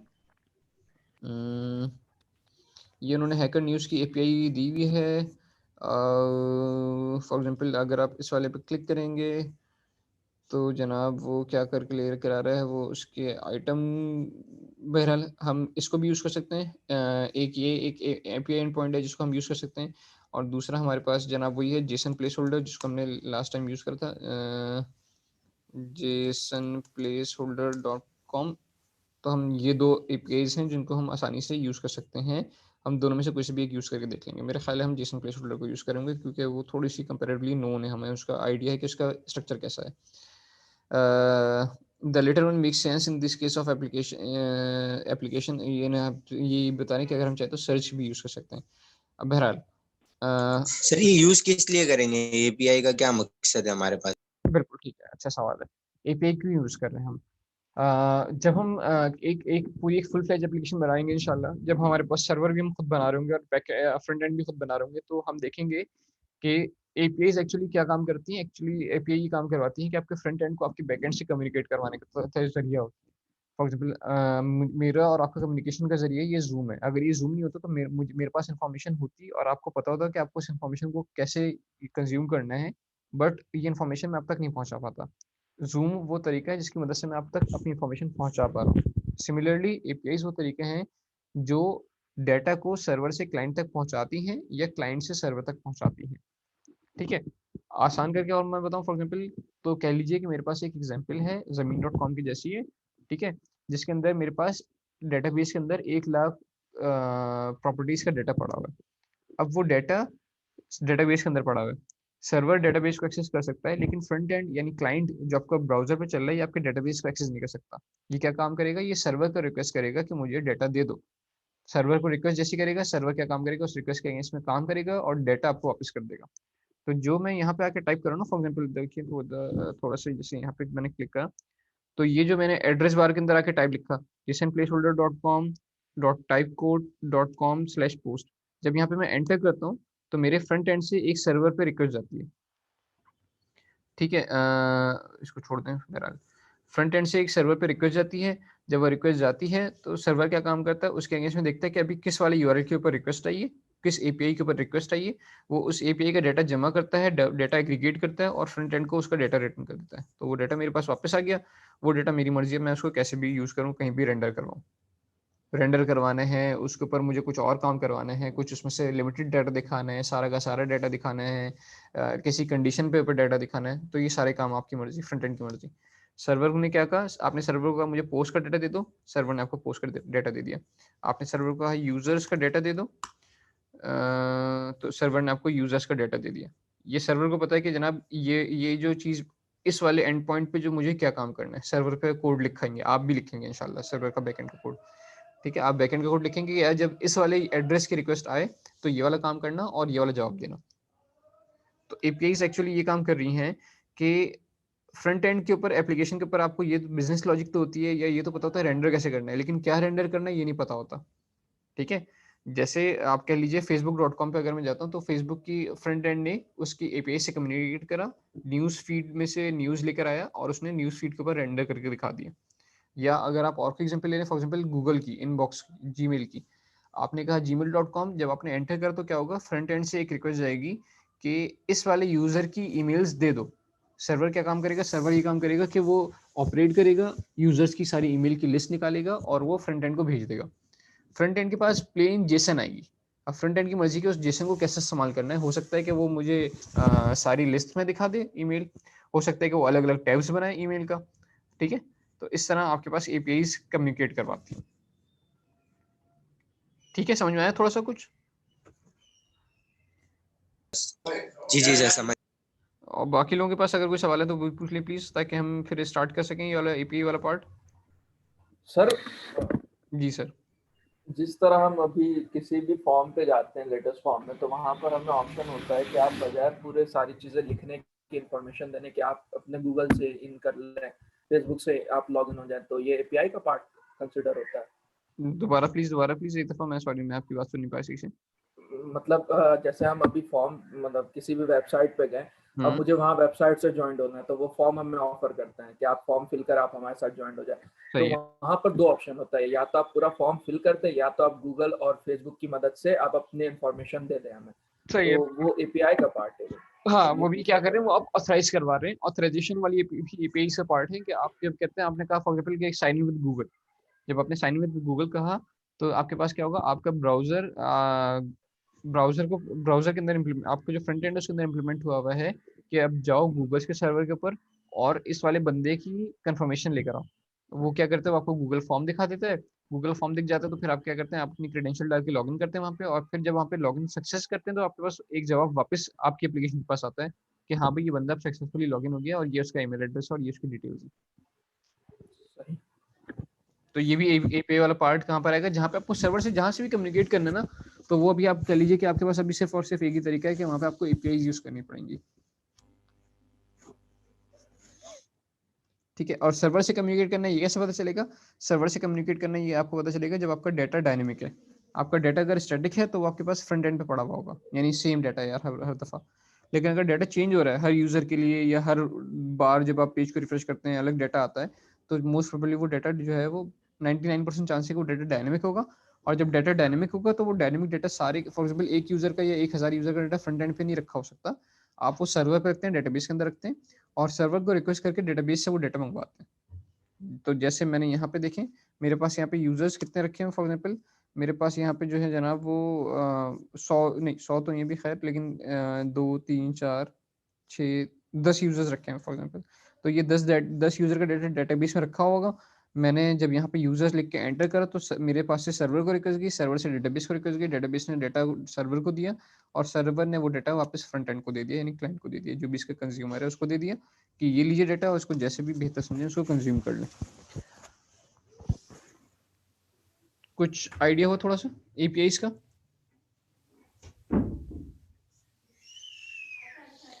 अच्छा जी, अब जो हम start करने जा रहे हैं जनाब, ये चीज़ थोड़ी सी पुरानी हो गई है, थोड़ी सी ऑब्सोलीट हो गई है, ठीक है। पुरानी हो गई, ऑब्सोलीट हो गई, यानी ये चीज़ अब अभी हम सीख लेंगे थोड़ा सा एपीआईज के लिए भी, लेकिन एक्चुअली हम इसको इस्तेमाल नहीं करेंगे। जब थोड़ा सा हम इंशाल्लाह आने वाले दिनों में हम फंक्शनल कंपोनेंट्स को ज़्यादा इस्तेमाल करना शुरू करेंगे, तो वहाँ पे उसके पास अब उसका बेहतर तरीका हमारे पास आ गया है। पहले फंक्शनल कंपोनेंट के अंदर ये वाले लाइफ साइकिल मेथड्स होते नहीं थे, तो लोग इस वजह से क्लासेस को यूज़ करते थे, लेकिन अब फंक्शनल कंपोनेंट में उसका उन्होंने एक दूसरा रिप्लेसमेंट दे दिया है, तो वो हम इंशाल्लाह आने वाले दिनों में देखेंगे। अभी हम क्योंकि बेसिक्स पे स्टिक कर रहे हैं, तो हम लाइफ साइकिल मेथड्स को क्लासेस के साथ पढ़ेंगे इंशाल्लाह। You will need to know about React lifecycle methods before you can start to fetch your data in your component using an API. पहले क्या है आपके लिए जरूरी है, पहले आपको ये पता होना चाहिए कि लाइफ साइकिल मेथड्स होते क्या हैं। लाइफ साइकिल क्या चीज़ है जनाब, हमने 6 क्लास की साइंस में पढ़ा था, 5 क्लास की 4 क्लास की साइंस में पढ़ा था आपने कि जनाब बटरफ्लाई आती है, वो अंडा देती है, उस अंडे से जो है वो एक कैटरपिलर निकलता है, कैटरपिलर जो है वो फिर बड़ा होकर दोबारा बटरफ्लाई बनता है, इस तरह ये लाइफ साइकिल चल रही है। तो डिफरेंट डिफरेंट स्टेप्स हैं। तो कंपोनेंट्स के अंदर भी आपके पास जो कंपोनेंट होता है उसके अंदर भी डिफरेंट डिफरेंट स्टेप्स होते हैं। जैसे कौन सा होता है, कंस्ट्रक्टर का एक स्टेप होता है, get derived state from props का एक इवेंट होता है। Life cycle methods get component did update के नाम का एक मेथड होता है आपके पास, कि ये कब चलेगा ये मैं आपको बताऊंगा अभी इंशाल्लाह। जो सबसे ज़्यादा ज़रूरी है जनाब वो एक तो रेंडर हमारे लिए सबसे ज़्यादा इंपॉर्टेंट इवेंट होता है। कंपोनेंट डिड माउंट के नाम का इवेंट हमारे लिए सबसे ज़्यादा इंपॉर्टेंट है, अभी हम देखेंगे इंशाल्लाह। बाकी और भी मेथड्स हैं, लेकिन क्योंकि ये अब क्या नाम है इस्तेमाल नहीं होते, तो हम इनको डिटेल में नहीं देखेंगे, बट आपको सिर्फ थोड़ा सा बता दूंगा इंशाल्लाह इसके बारे में। अच्छा, do you remember when a previous chapter you taught about ES6 JavaScript classes and how they are used in React? Apart from render method, there are several methods that can be overridden into ES6 class component. All of these are lifecycle methods. Let's dive into them. You already know how two lifecycle methods. पहला जो है आपके पास constructor है और दूसरा render है। आपके पास ES6 class component के अंदर जब आप ES6 के क्लासेस यूज कर रहे हैं रिएक्ट के साथ, तो आपके पास ऑलरेडी आप दो मेथड्स ऑलरेडी यूज करते आ रहे हैं। आपको अब वो पता चला कि लाइफ साइकिल मेथड होते हैं। पहला जो है वो कंस्ट्रक्टर है और दूसरा जो है वो रेंडर है। The constructor is only called when an instance of the component is created and inserted in the DOM. The components get initiated. That process is called mounting of component. सबसे पहले आपके पास क्या होता है, सबसे पहले आपके पास कंस्ट्रक्टर वाला फंक्शन चलता है। अब आप देखिए यहाँ पे हम 10वीं दफ़ा कंस्ट्रक्टर का फंक्शन बना के आगे जा चुके थे, लेकिन अब हमें पहली दफ़ा पता चला कि सबसे पहले क्या होगा। सबसे पहले हमने इसको हमें पता भी था, लेकिन हम इसको सोच नहीं रहे थे, उस माइंड से सोच नहीं रहे थे, कॉन्शियसली नहीं देख रहे थे कि सबसे पहले क्या होगा जनाब, कंस्ट्रक्टर फंक्शन चलेगा, उसके बाद कंस्ट्रक्टर ने जो भी आपके मैनिपुलेशन करनी थी वो मैनिपुलेशन कर ली, और उसके बाद आपके रेंडर का मेथड चलेगा। The render method is called during the process, during the mount process too, but also when the components updates each time the state of the props of the component change, the render method of the component is called. Render method क्या होगा, सबसे पहले आपके पास constructor चलेगा और फिर उसके बाद आपका रेंडर का मेथड चल जाएगा। लेकिन जब आपके पास कंपोनेंट की किसी स्टेट के अंदर चेंज आएगा, तो दोबारा आपका रेंडर का मेथड दोबारा चलेगा। इस कंस्ट्रक्टर दोबारा नहीं चलेगा, हरगिज नहीं चलेगा। कंस्ट्रक्टर सिर्फ शुरू में एक दफा चल गया, उसके बाद वो दोबारा नहीं चलेगा। Now you know more about two lifecycle methods and when they are called. You already used them as well, but there are more of them. आपने दो lifecycle methods का आपके बारे में आपको पता चल गया और आप इसको अक्सर इस्तेमाल भी करते रहे, लेकिन ये सिर्फ दो ही methods नहीं है, बल्कि आपके पास और भी methods हैं, lifecycle methods हैं। The mounting of a component has two more lifecycle methods, get drive state from props और component did mount। ये दो methods आपके पास और मिलते हैं, get derived state from props और component did mount के नाम का भी। The constructor function is called first. Get derived state from props gets called before the render method and component did mount is called after the render method. सबसे पहले क्या होगा, आपके पास कंस्ट्रक्टर चलेगा, उसके बाद आपके पास चलेगा get derived state from props। यानी जावास्क्रिप्ट को, इसको रिएक्ट को खुद पता है कि अगर आपने ये वाले मेथड लिखे हुए हैं क्लास के अंदर, ये वाले मेथड अवेलेबल करे हुए हैं, तो पहले ये चलाओ, फिर get drive चलाओ, फिर render चलाओ और फिर component did mount का मेथड चला दो। Overall the mounting process has 4 life cycle methods, they are invoked in the following order. कि ये 4 मेथड्स हैं, 1 बाय 1 चलते चलेंगे। कब? जब आपका कंपोनेंट फर्स्ट टाइम माउंट हो रहा होगा। माउंट हो रहा होगा यानी स्क्रीन पे दिखने जा रहा होगा, तो आपके पास ये 4 मेथड्स चल जाएंगे। सबसे पहले कंस्ट्रक्टर फंक्शन चलेगा, फिर get derive state from props का मेथड चलेगा, फिर रेंडर का फंक्शन चलेगा, और फिर कंपोनेंट डिड माउंट का फंक्शन चल जाएगा। ये 4 फंक्शन 1 बाय 1 चलते चले जाएंगे। आपने कोड के अंदर अगर रखे हुए हैं तो 1 बाय 1 चल जाएंगे। अभी हम अपने कोड के अंदर सिर्फ 2 फंक्शन रखते हैं, कंस्ट्रक्टर फंक्शन रखते हैं आमतौर पे, और रेंडर का फंक्शन रखते हैं। Get derive state from props का फंक्शन नहीं रखते, तो वो चलता भी नहीं है। इसी तरह कंपोनेंट डिड माउंट का फंक्शन नहीं रखते, तो वो चलता भी नहीं है। अब इसका इस्तेमाल क्या है? जैसे आपको याद है हमने स्क्रिप्ट ऊपर नीचे रख के देखी थी कि अगर हम ऊपर रख रहे थे तो डिफरेंस आ रहा था, नीचे रख रहे थे तो डिफरेंस आ रहा था, कि वो कंपोनेंट बन जाए फिर इस्तेमाल करना शुरू करो डॉम के अंदर। इसी तरह ये भी है कि ये इवेंट्स होते हैं और इन इवेंट्स की मदद से अपना काम करवाते हैं। स्नैपशॉट छोड़ दें, ये इसकी डिटेल पर आ गए हैं कि इसके अंदर क्या क्या चीज़ें होती हैं। अच्छा, अभी आपके लिए समझने के लिए सिर्फ अभी 3-4 चीज़ें ज़रूरी हैं। 4 चीज़ें, पहला कंस्ट्रक्टर, दूसरा रेंडर, तीसरा कंपोनेंट डिड माउंट, और चौथा जो है वो कंपोनेंट विल अनमाउंट के नाम का मेथड होता है। कंपोनेंट विल अनमाउंट ये कब चलता है आपके पास? ये तब चलता है आपके पास जब आपका कंपोनेंट स्क्रीन से हटने वाला हो। जैसे थोड़ी देर के लिए यहाँ पे आपने देखें, हमने जो भी ये कोलेप्सिबल स्टेट बनाई थी, इसके अंदर हम स्क्रीन के ऊपर रहने देते हैं, स्क्रीन के ऊपर से हटाते नहीं है। लेकिन अगर कोई ऐसा केस हो कि आपको स्क्रीन पे से हटा रहे हो, आप एलिमेंट को रिमूव करवाने हो, for example to do item को रिमूव करवा रहे हैं, तो कंपोनेंट विल अनमाउंट चलेगा रिमूव होने से पहले। उसके अंदर आप अपनी मर्जी कोई काम करवाना, यूजर से कंफर्मेशन चाह रहे हैं या इस तरह कोई भी काम करवाना चाह रहे हैं, तो कंपोनेंट विल अनमाउंट के अंदर वाला काम करवा सकते हैं। अच्छा, अभी हमारे लिए जो नया मेथड जिसके अंदर हम अपना सारा काम करेंगे वो है जनाब कंपोनेंट डिड माउंट के नाम का मेथड, अगर मैं सही याद है मुझे। लाइफ साइकिल मेथड्स आ गए यहाँ पे, मजीद उसकी एग्जांपल्स बता दी। फैचिंग डाटा के ऊपर आप आ जाएंगे थोड़ा सा, और फिर हम दोबारा से इसको कनेक्ट करवाएंगे। 1 मिनट दिएगा दोस्त, पहले मैं आपको थोड़ा सा फैच के बारे में बता दूंगा, और फिर हम उसको दोबारा से लाइफ साइकिल के साथ इसको दोनों को ज्वाइन करवा के यूज करेंगे, तो फिर आपको पता चलेगा कि लाइफ साइकिल का एक्चुअल इस्तेमाल है क्या। जी दोस्त पूछिए आप। सर मैं ये पूछ रहा था ना कि जैसा आपने अभी बताया कि कंस्ट्रक्टर एक बार कॉल होता है, उसके बाद वो दोबारा कॉल नहीं होता। अगर हम कुछ भी चेंज करते तो रेंडर का फंक्शन दोबारा कॉल होता है जी तो हम अभी तक जो कर रहे थे वो स्टेट के वेरिएबल्स को चेंज कर रहे थे। बिल्कुल तो ऐसा। अगर रेंडर में चेंज आ रहा है तो वो स्टेट तो कंस्ट्रक्टर का पार्ट है, तो वो किस तरह चेंज हो जा रहा है अगर वो कॉल नहीं हो रहा? तो कॉल हम देखें, हमने स्टेट कंस्ट्रक्टर पार्ट है, लेकिन कैसे चेंज आया? जब मैंने इस पर क्लिक करा तो यहाँ देखिए ये स्टेट का चेंज आया।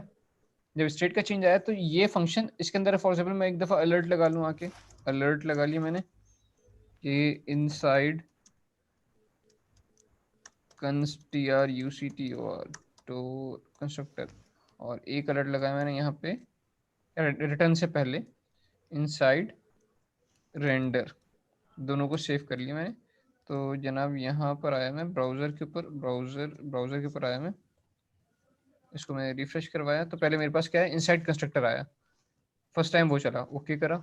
अब इनसाइड कंस्ट्रक्टर दोबारा दो कंपोनेंट्स है मेरे पास, इसलिए दोनों दफ़ा एक एक के लिए, दोनों के लिए एक दफ़ा इनसाइड कंस्ट्रक्टर आया। यहाँ पे मैंने ऐप डॉट जिसके अंदर 2 दफ़ा यूज़ करा, पता ना। ये देखें, एक दफ़ा ये रहा कोलैप्सिबल आइटम और एक दफ़ा ये रहा कोलैप्सिबल आइटम, तो दोनों के लिए एक एक दफ़ा इनसाइड कंस्ट्रक्टर आया। फिर इनसाइड रेंडर आया फर्स्ट के लिए और इनसाइड रेंडर आया सेकंड के लिए। कंस्ट्रक्टर दोबारा आया, रेंडर दोबारा आया, और ये स्क्रीन के ऊपर रेंडर हो गया। उसने 2-3 दफ़ा स्क्रीन के ऊपर वाला कंपोनेंट रेंडर करवाया, इसलिए मेरे पास, यानी ये पेरेंट कंपोनेंट भी 2 दफ़ा रेंडर हो रहा था क्योंकि स्टेट चेंज हो रही होगी शायद। अब होगा क्या जनाब, अब जब मैं इस पर क्लिक करूंगा तो मेरे पास कंस्ट्रक्टर दोबारा नहीं चलेगा, सिर्फ इनसाइड रेंडर चलेगा। इनसाइड रेंडर, और 2 दफ़ा क्यों चला, फिर दोबारा क्लिक करा तो इनसाइड रेंडर और 2 दफ़ा चला। ये भी इनसाइड रेंडर भी 2 दफ़ा हिट आ रही है इसके ऊपर, देखना पड़ेगा कि 2 दफ़ा क्यों चल रहा है। बट आपको सिर्फ समझाने के लिए कि कंस्ट्रक्टर आपके पास एक ही दफ़ा चलता है हर कंपोनेंट के लिए, और रेंडर आपके पास जब जब आपका इसका चेंज आएगा। फॉर एग्जांपल मैंने यहाँ पे क्लिक करा, टॉगल एक्सपेंडेड स्टेट के ऊपर क्लिक करा, टॉगल एक्सपेंडेड स्टेट के ऊपर क्लिक हुआ तो क्या करा, उसने स्टेट की वैल्यू को चेंज करा। जब स्टेट की वैल्यू कोई चेंज होगी, this dot set state call होगा, तो वो क्या करेगा, वो इस रेंडर को दोबारा चलाएगा। तो जहां जहां पर ये नई वैल्यू यूज होनी थी स्टेट की, वो वहां पे आपको अपडेटेड वैल्यू दिखा देगा। जैसे मैंने यहाँ पे इसको वेरिएबल को ट्रू से फॉल्स कराया या फॉल्स से ट्रू करवाया, तो इसकी वजह से यहाँ पे चेंज आएगा। जब यहाँ पे चेंज आएगा तो वो क्या करेगा, सिर्फ इस वाले हिस्से को दोबारा रेंडर नहीं करेगा, बल्कि इस कंपोनेंट को दोबारा रेंडर करेगा। ये बताया जा रहा था आपको। ठीक है। ठीक है. Now you are prepared to fetch data from Hacker News API. The one lifecycle method mentioned that can be used to fetch data, component did mount. You will use native fetch API in JavaScript to perform the request. अच्छा, अब हम करेंगे क्या, हम ये component did mount के नाम का जो मेथड है इसको यूज करेंगे और इसके अंदर अपना काम करवाएंगे, जिसकी मदद से हम एक्चुअली डाटा को फैच करवा रहे होंगे. फैच करवाने के लिए जनाब ये इस angoli.com/api/v1 ये क्या है जनाब, अननोन /search. तो ये आपको उसने दे दिए हिट्स के अंदर आपके पास डाटा आ रहा है. ये डाटा है, पता नहीं इसको देखना पड़ेगा ये डाटा है क्या. ऑथर ये है, यूआरएल ये है. अच्छा, ये मल्टीपल ब्लॉग्स हैं आपके पास. मल्टीपल ब्लॉग्स हैं आपके पास. उसका क्रिएटेड कब है, इसका ऑथर कौन है, इसकी स्टोरी टेक्स्ट और ये चीज़ें उसकी आ रही हैं, डिटेल आ रही हैं. अच्छा, ये इन्होंने वो हैकर न्यूज़ की एपीआई जो बता रहे थे उसका इस्तेमाल करके बताया कि इन्होंने किस तरह की यूआरएल बना लिया और उस यूआरएल को जब ये वाला यूआरएल आ गया, फॉर एग्जांपल रिडक्स से रिलेटेड सर्च, तो रिडक्स से रिलेटेड जो सर्च थी उसका आपके पास ये रिस्पांस आ गया कि गोरिल्ला पब्लिक सर्विस ये यूआरएल है इनका और ये उसका टाइटल आ गया, हाउ टू बिल्ड रिडक्स. इस तरह की मल्टीपल चीज़ आ गई जो रिडक्स से मैचिंग क्यूरी थी उसका आपके पास रिजल्ट आ गया. फिर उन्होंने करा ये कि जनाब यहाँ पे जो क्लास इन्होंने क्या काम करी है, कंस्ट्रक्टर फंक्शन यूज़ करा हुआ है. कंस्ट्रक्टर के अंदर उन्होंने बाइंड वाले तरीके से काम करवाया हुआ है इन्होंने. स्टेट के अंदर इन्होंने सर्च टर्म डिफॉल्ट क्यूरी रखी हुई है. फिर होता यह है कि सेट सर्च टॉप स्टोरीज, ये मेथड कहाँ से कॉल होता है जनाब, कंपोनेंट माउंट के अंदर से कॉल होता है.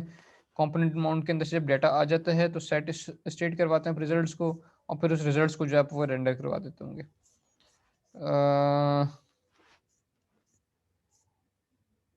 टेबल के अंदर उसको रेंडर करवा देते हैं, लिस्ट पास कर देते हैं टेबल को और उसको सर्च पैटर्न देते हैं और डिसमिस करवा देते हैं. ठीक है. अच्छा, बहरहाल हम पहले थोड़ा सा आसान कर लेते हैं, इस पर हम बाद में आएंगे.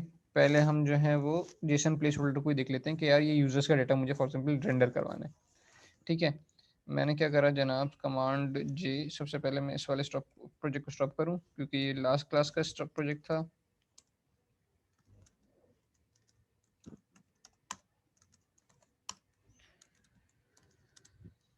तो 04 के अंदर आ जाते हैं. ठीक है, और मैंने यहाँ पे कह दिया npm start कह दिया.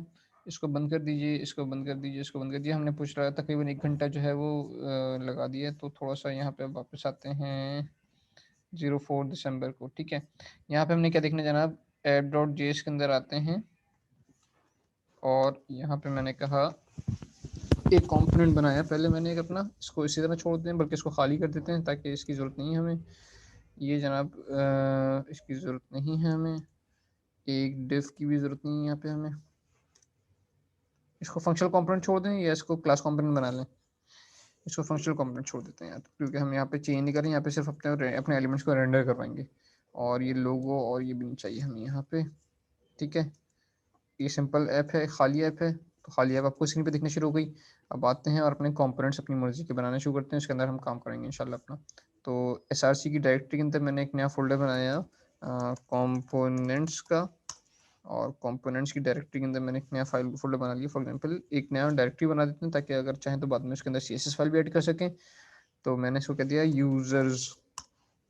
यूजर्स की डायरेक्टरी जो है उसके अंदर एक नई फाइल बनाई. मैंने कहा user.js या user.js कह दिया, user.js. ठीक है. ये हमारा अपना प्लेन जिस तरह अभी तक हम सारे कंपोनेंट्स बनाते हैं उस तरह नहीं चलेगा. तो मैंने कहा class users x tends react dot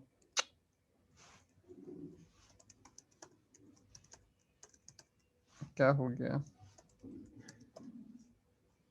dot component.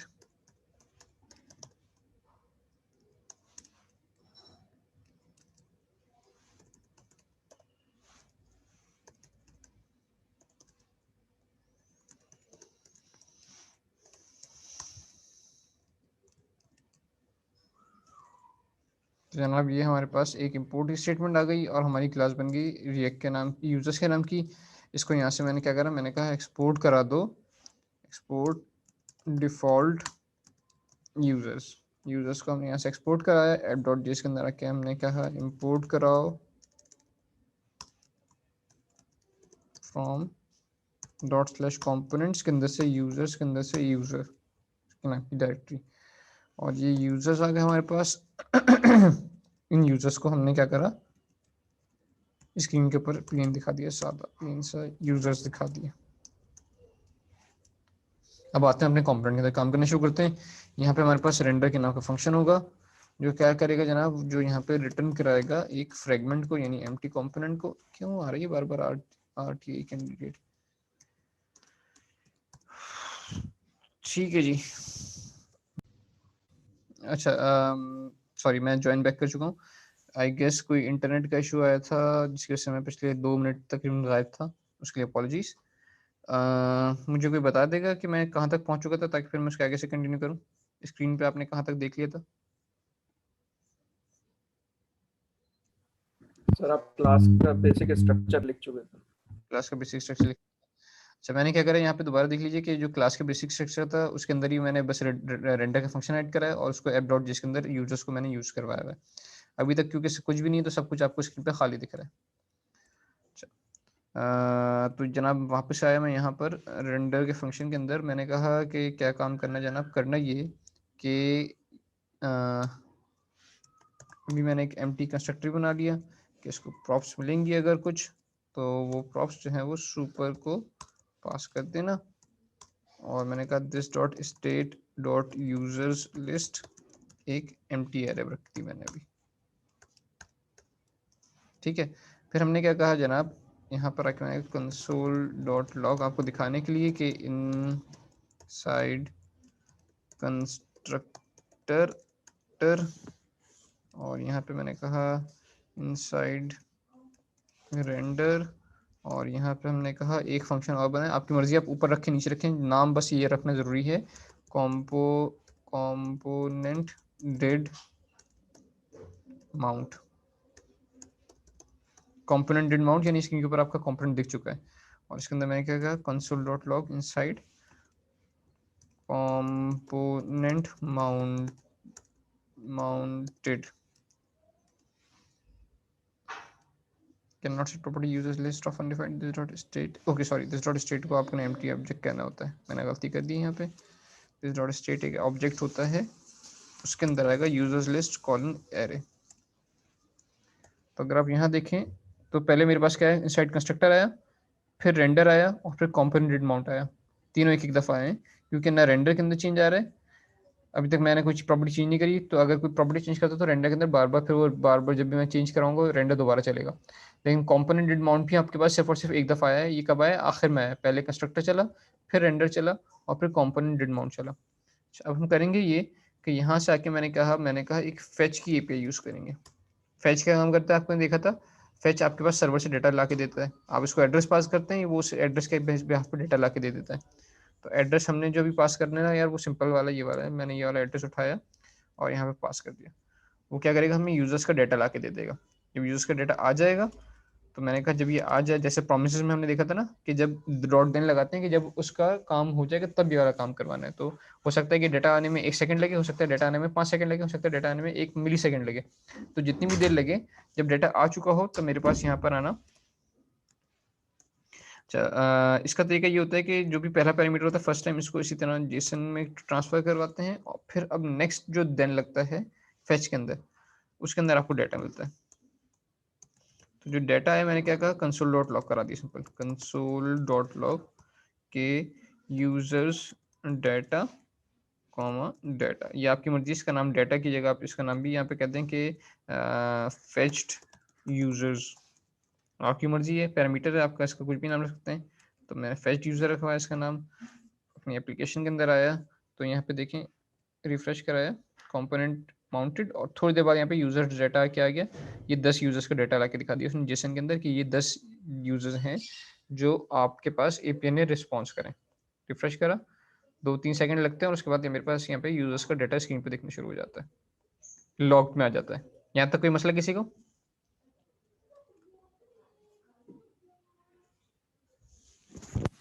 जी यहाँ तक कोई सवाल किसी के पास?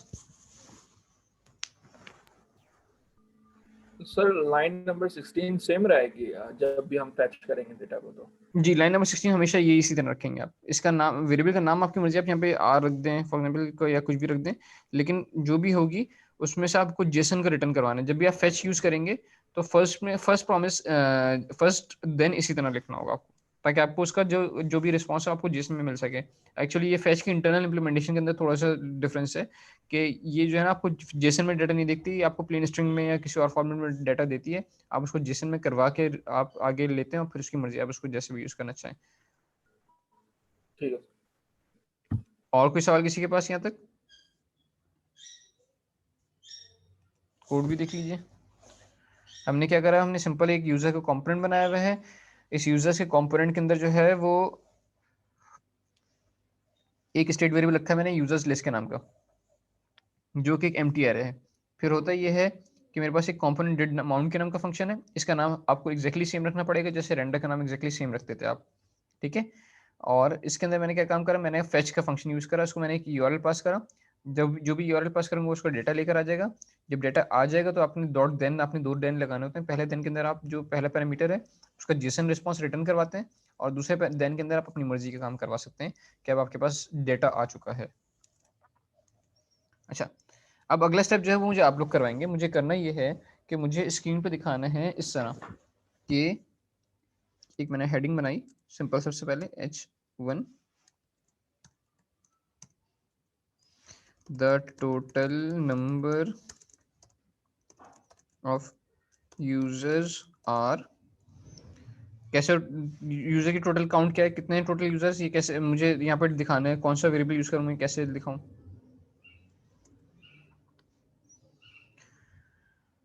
यूजर्स का सारा डेटा कहाँ पे हमने अभी, चलें ये भी लीजिए, ये आर, और आर के बाद मैंने क्या दिया, this dot state dot users list dot length.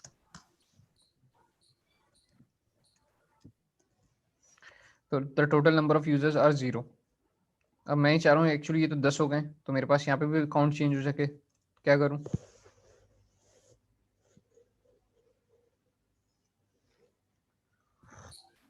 हमें ये फेच यूजर को कॉपी करना होगा यूजर लिस्ट में, क्योंकि अभी यूजर लिस्ट 0 है। यूजर्स लिस्ट की एम्प्टी एरे एम्प्टी है, तो फेच यूजर जो है वो एक्चुअली यूजर लिस्ट के अंदर सेट करवाने होंगे। वो कैसे करवाते हूँ? यस सर, ये this dot set state dot users list equals to fetch users, ऐसे। नहीं सर, क्या कर रहे हैं आप? क्या कर रहा हूँ sir? This dot set state का फंक्शन लगेगा। बाकी लोगों को समझ में नहीं आ रहा कि मैं क्या कर रहा हूँ, ये क्या बता रहे हैं। मैं नाम भूल गया, इसरार हाँ। एक्चुअली आपके पास डेटा आ चुका है और आप इस तरह डेटा सेट करेंगे तो वेरिएबल के अंदर डेटा सेट हो जाएगा, लेकिन वो स्टेट के अंदर रिफ्लेक्ट नहीं होगा, ठीक है। तो इसलिए आपको this dot set state use करना चाहिए। तो मैंने कहा दिस डॉट सेट स्टेट, क्या स्टेट सेट करवानी है जनाब, यूजर्स लिस्ट जो है वो ये फेच यूजर जो है ना उसके, तो फेच यूजर जो मेरे पास जो डेटा सर्वर से लेकर आया हूँ मैं, उसको यूजर लिस्ट के अंदर सेट करवा दो। सेव करवाया तो ये देखिए पहले 0 थे, डेटा सर्वर से आया तो मेरे पास आ गए 10 यूजर हो गए। लेकिन इसके बाद दोबारा इनसाइड रेंडर दोबारा चला, जब मैंने सेट स्टेट करवाया उसके बाद इनसाइड रेंडर दोबारा चला, ठीक है, चलेगा, जो कि दोबारा हमें जिसका आइडिया था कि ये दोबारा चलना चाहिए था। अच्छा, अब ये यूजर्स लिस्ट के अंदर क्या रखा है जनाब, ये 10 यूजर्स का डेटा रखा हुआ है।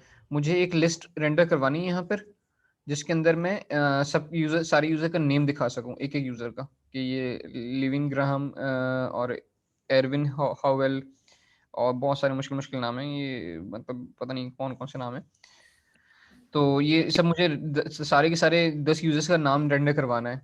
तो ये कैसे रेंडर करवाऊंगा मैं, ये यूजर नेम कह लेता हूँ, थोड़ा सा आसान है, ब्रेट एंटोनी, और नहीं यूजर नेम भी बहुत मुश्किल से नाम है, पता नहीं क्या नाम है यार, खैर। तो जनाब कैसे रेंडर करवाया जाए, क्या करवाया जाए उसके लिए? सर जिस तरह हम अपने जो डेटा हमारे पास पहले मतलब जो फाइल में मौजूद था उससे करते थे, उसी मेथड से करेंगे। मैप का फंक्शन लगाएंगे यहाँ पर भी रेंडर करने के लिए। सही है, बिल्कुल सही बताया, बिल्कुल सही बताया आपने इसरार के। जैसे आपके पास डेटा एक दफा आ चुका था ना, चाहे वो स्टैटिक हो चाहे वो डायनेमिक हो, जब आपके पास एक दफा डेटा आ चुका है तो उसको हैंडल करने का तरीका यहाँ पे सेम रहेगा, वही काम करेंगे। हम मैप का फंक्शन लगाएंगे, आइटरेट करेंगे, वहां से अपनी मर्जी का अपनी मर्जी की वैल्यू को रिटर्न करवाएंगे और उसको फिर अगर थोड़ी देर के लिए मैं यस कहता सर। हूँ अनऑर्डर्ड लिस्ट बनानी है तो मैंने उसी तरह करा। मैंने कहा एक अनऑर्डर्ड लिस्ट बनाई हमने। इस अनऑर्डर्ड लिस्ट के अंदर क्या होंगे जनाब, मल्टीपल लिस्ट आइटम होंगे। लिस्ट आइटम बनाने के लिए हमने क्या कहा जनाब, हमने ये कहा कि क्या कहा हमने कहा this dot state dot users list dot map. इस वाले यूजर लिस्ट के ऊपर मैप करो। मैप करने के लिए यहाँ पे मेरे पास यू मिला फॉर एग्जाम्पल, और हमने क्या कहा, हमने कहा यू में से कौन सी प्रॉपर्टी, फॉर एग्जाम्पल नेम की प्रॉपर्टी रिटर्न करवानी है। तो मैंने कहा यू में से हर यूजर के लिए एक लिस्ट आइटम बनाना, और लिस्ट आइटम के अंदर से यू डॉट नेम दिखा देना। की ऐड करने को कह रहा है, की ऐड कर देते हैं थोड़ी देर में। आईडी आ रही फॉर एग्जाम्पल,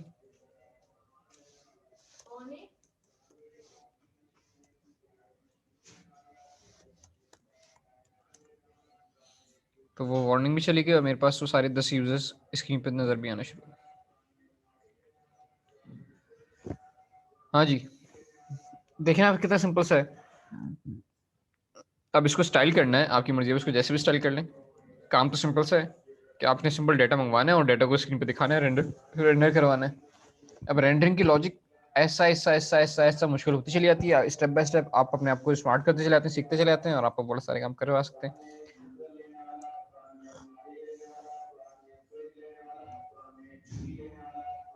ताबिश इसको एक दफा अपने वर्ड में समझाते हैं हमने यहाँ तक जो काम करा है, फिर हम आगे बढ़ेंगे इंशाल्लाह। ठीक है सर। अच्छा जी, हमने क्या किया, हमने सबसे पहले देखे थे चैप्टर में, हमने सबसे पहले देखा इसमें लाइफ साइकिल देखे थे। लाइफ साइकिल का क्या था बेसिकली, मेरी आवाज़ ऐसे ही आ रही होगी ना? जी बिल्कुल आवाज आ रही है। बस थैंक यू। अच्छा, लाइफ साइकिल में क्या है, लाइफ साइकिल जैसे सर ने शुरू में एग्जाम्पल, लाइफ साइकिल क्या मतलब कि भाई किसी भी चीज़ का जो है वो पूरा मेथड लाइफ साइकिल कि भाई वो कब चीज़ बन रही है, कब चीज़ उसमें अपडेट आ रही है, कब चीज़ वो खत्म हो रही है। सही है, जैसे इंसान का भी यानी किसी भी आपका उसका भी लाइफ साइकिल होता है, वो छोटा है, फिर वो क्या कहते हैं टीन एज पे आ गया, फिर वो अडल्ट उसमें आ गया, इस तरीके से। तो इसी तरीके से हमारे पास जो है वो रिएक्ट का भी जो है वो कंपोनेंट का भी जो है बेसिकली लाइफ साइकिल होता है कि कंपोनेंट कब बनता है, कंपोनेंट कब अपडेट होता है, और कंपोनेंट कब जो है वो खत्म हो जाता है, जिसमें सर ने कहा था कि अनमाउंट चलेगा। अच्छा, अब लाइफ साइकिल तो हमने देख लिया कि लाइफ साइकिल इसका है कंपोनेंट का कि भाई इस तरीके से होता है, लेकिन उन लाइफ साइकिल्स में कौन-कौन से फंक्शंस चल रहे होते हैं, कौन-कौन से इवेंट्स चल रहे होते हैं, वो हमने डिस्कस किया। तो सबसे पहले हमने देखा था उसमें कि भाई हमारे पास जो है वो जब अगर कंपोनेंट माउंट होता है, तो हमारे पास 2-3 मेथड चल रहे होते हैं, जिसमें सबसे पहला जो है वो कंस्ट्रक्टर है, ठीक है? कंस्ट्रक्टर चलेगा जिसमें बेसिकली जो हमारी स्टेट जो है वो बेसिकली जिसमें हम इनिशियलाइज़ वगैरह कर रहे होते हैं। उसके बाद हमारे पास जो चलेगा, उसके बाद चलेगा हमारे पास रेंडर चलेगा, जिसमें हमारे पास जो भी हम बाय डिफ़ॉल्ट जो जो कुछ भी दिखाना चाह रहे होंगे वो दिखेगा हमारे पास। देन रेंडर के बाद हमने अगर कुछ फेच की कॉस्ट लगाई हुई है, जिसमें हमारे पास एपीआई के थ्रू डेटा आ रहा है, तो वो हमारे पास जो है वो कंपोनेंट डेट माउंट के अंदर हमारे पास काम हो रहा होगा, और जिसमें जब फेच की कॉल लगेगी उसके बाद जो भी चीज़ आई उसके बाद हमने अगर कुछ सेट स्टेट करवाया तो हमारे पास रेंडर जो है वो दोबारा चलेगा। रेंडर जो है हमारे पास जब-जब चलता रहेगा, जब-जब हमारे पास जो है वो स्टेट अपडेट होती रहेगी, हमारे पास जो है वो रेंडर अब हमारे पास जो है वो अपडेट होता रहेगा, और हमारे पास अपडेटेड स्टेट से रिलेटेड जो है वो डेटा शो करवाता रहेगा। कंपोनेंट डेट माउंट रेंडर से पहले लिखूँ, रेंडर के बाद लिखूँ, चलना इसको रेंडर के बाद ही है। ठीक है? एक ये बात हो गई। अब यहाँ पे हमने जो फेच की कॉल लगाई हुई है उसमें हो क्या रहा है, उसमें सबसे पहले ये हो रहा है कि हमारे पास कंस्ट्रक्टर चला, यूज़र लिस्ट की स्टेट इनिशियलाइज़ हुई, जिसमें हमने उसको एम्प्टी अरे कह दिया। इसके बाद चला वहाँ पर रेंडर, जिसमें उसने एक हेडिंग शो करवा दी, और हेडिंग शो करवा के उसने कहा total number of users are. शुरू में चूंकि यूजर लिस्ट हमारे पास नहीं थी, तो वो इनिशियलाइज उस पे जो है वो 0 शो कर रहा है हमारे पास। ठीक है? यूएल में अभी हमारे पास यूजर लिस्ट अभी खाली थी, तो इसलिए इसमें मैप लगा ही नहीं, तो हमारे पास वो भी कुछ शो नहीं हो रहा। फिर हमारे पास रेंडर के बाद चला हमारे पास कंपोनेंट डेट माउंट, जिसमें हमारे पास फेच की कॉल लगी। फेच की कॉल में हमारे पास हमने ये यूजर की लिस्ट मंगाई, और यूजर की लिस्ट मंगाते ही हमने क्या कहा कि यूजर की लिस्ट हमारे पास आई है, उसको सेट स्टेट करवा दो, उसको स्टेट में सेट कर दो। स्टेट कौन सी स्टेट में, जो हमने इनिशियलाइज करवाई थी ऊपर यूजर लिस्ट में, उसमें इनिशियलाइज यानी इसमें अपडेट हुई, तो सेट हमारे पास स्टेट अपडेट हुई। जब स्टेट अपडेट हुई तो उसको रेंडर का तो मेथड दोबारा चलाना था। रेंडर का मेथड दोबारा चला, तो अब जब सबसे पहले h1 आया, उसने देखा कि भाई the total number of users are this dot state. अब उसको यूजर लिस्ट मिली हमारे पास स्टेट में, उसकी लेंथ मिली तो उसने हमारे पास लेंथ शो करवाई। देन उसके बाद हुआ है यूएल के, उस पे यूएल पे जब उसको दोबारा उसने देखा कि भाई यूजर लिस्ट हमारे पास हाँ बिल्कुल है, एरे है, उसने उस पर मैप लगाया और उसमें मैप लगवा के जो भी चीज़ हमने उसको शो करवानी चाह रहे थे हमने वो शो करवाई, यू डॉट नेम। कोई और प्रॉपर्टी शो करवाना चाहते तो हम प्रॉपर्टी का नाम ले देते यू के बाद, तो वो वाली प्रॉपर्टी से रिलेटेड भी डेटा हमें वो शो कर देता। एनी और किसी को कोई कंफ्यूजन है तो प्लीज़ पूछ लें। देखिए 2-3, अगर मैं तो गलत नहीं हूँ तो 2-3 चीज़ें ही हमारे पास रिएक्ट में जो कि हमें जो है वो मल्टीपल टाइम यूज़ करनी है और डिफरेंट डिफरेंट वे से यूज़ करनी है। जिसमें एक प्रॉप्स देखा था हमने, एक स्टेट मैनेजमेंट देखी थी कि भाई किस तरीके से स्टेट इनिशियलाइज वगैरह हो गया, साइट स्टेट होगी। तीसरी ये चीज़ है कि हमें जो है वो एपीआई से डेटा मंगा के जो है वो हमें रेंडर पे शो करवाना है। अभी तो हमने जितना भी जो डेटा आ रहा था हमने सारा का सारा शो करवा दिया। आगे जाके हमें ये भी करना होगा कि भाई जो डेटा आ रहा है उसमें से सिर्फ हमें ये डेटा शो करवाना है, सारा डेटा शो नहीं करवाना। तो वो सारी चीज़ें हम कर सकते हैं बिल्कुल, लेकिन चीज़ें जो है हमारे वो इन्हीं इर्द गिर्द जो है वो घूम रही होंगी। बिल्कुल ताबिश सही कह रहे हैं कि एक्चुअली आपने सीखने की चीज़ें जो है ना वो वही है कि डेटा मैनिपुलेशन थोड़ी सी सीखनी है। स्टाइलिंग हम CSS जावास्क्रिप्ट की मदद से पहले सीख चुके हैं। रिएक्ट के अंदर मजीद कोई नई ऐसी चीज़ नहीं है। सारा काम वही है कि स्टेट और प्रॉप्स की मदद से आपने अपना डेटा कैसे पेरेंट कंपोनेंट से चाइल्ड कंपोनेंट में जाना है और फिर चाइल्ड कंपोनेंट को उसको रेंडर कैसे करना है। मुझे 2 मिनट दिएगा ताबिश, मैं 2 मिनट में जस्ट वापस ज्वाइन कर रहा हूँ। आप अगर चाहें तो आप इस दौरान मजीद कुछ इस वाली पार्ट को कंटिन्यू कर सकते हैं। 2 मिनट में जस्ट मैं पानी की बॉटल रखवा कर आ रहा हूँ, चेंज करवा मैं ठीक है, कर लेता हूँ, कर लेता हूँ। अच्छा देखें लाइफ साइकिल में अभी तक हमने क्या देखा है, लाइफ साइकिल में अब तक हमने सिर्फ डिड माउंट देखा है, ठीक है। अभी अगर सपोज मैंने विल अनमाउंट भी लगाया हुआ होता तो मैं चाहे वो कंपोनेंट डेड माउंट से पहले लगा लूँ या कंपोनेंट डेड माउंट के बाद लगा लूँ, चलना उसको अपने लाइफ साइकिल पे ही है, ठीक है। विल अनमाउंट कब चलेगा, विल अनमाउंट जब चलेगा जब मेरा जो कंपोनेंट जो है वो बिल्कुल जो है वो यानी जब खत्म हो रहा होगा, यानी कंपोनेंट मेरा चेंज हो रहा होगा या अलग कंपोनेंट से मैं हट रहा हूँ, तब मेरे पास जो सबसे आखिरी वाला मेथड चलता है तो वो कौन सा होता है, कंपोनेंट विल अनमाउंट होता है। अभी तक आप लोग जो प्रैक्टिस कर रहे होंगे आई गेस, तो क्या चीज़ मुश्किल लग रही है, कोई चीज़ मुश्किल लग रही है तो उसके बारे में थोड़ा फीडबैक दें कि सर ये चीज़ मुश्किल लग रही है या ये चीज़ आसान लग रही है या ये चीज़ हमने प्रैक्टिस करी है। क्योंकि अभी तक रिएक्ट के फेज में जब से हमारी रिएक्ट शुरू हुई है तो थोड़ा सा जो है ना वो फीडबैक आना शुरू हो गया आप लोग की तरफ से। तो क्या उसके पीछे वजह है, थोड़ी मुश्किल लग रही है या प्रैक्टिस का क्या है चीज़, थोड़ा सा बताएं प्लीज़। या जितनी हमने चीज़ें अभी तक पढ़ी हैं वो समझ में आ रही हैं, क्या है थोड़ा सा प्लीज़ बताएं।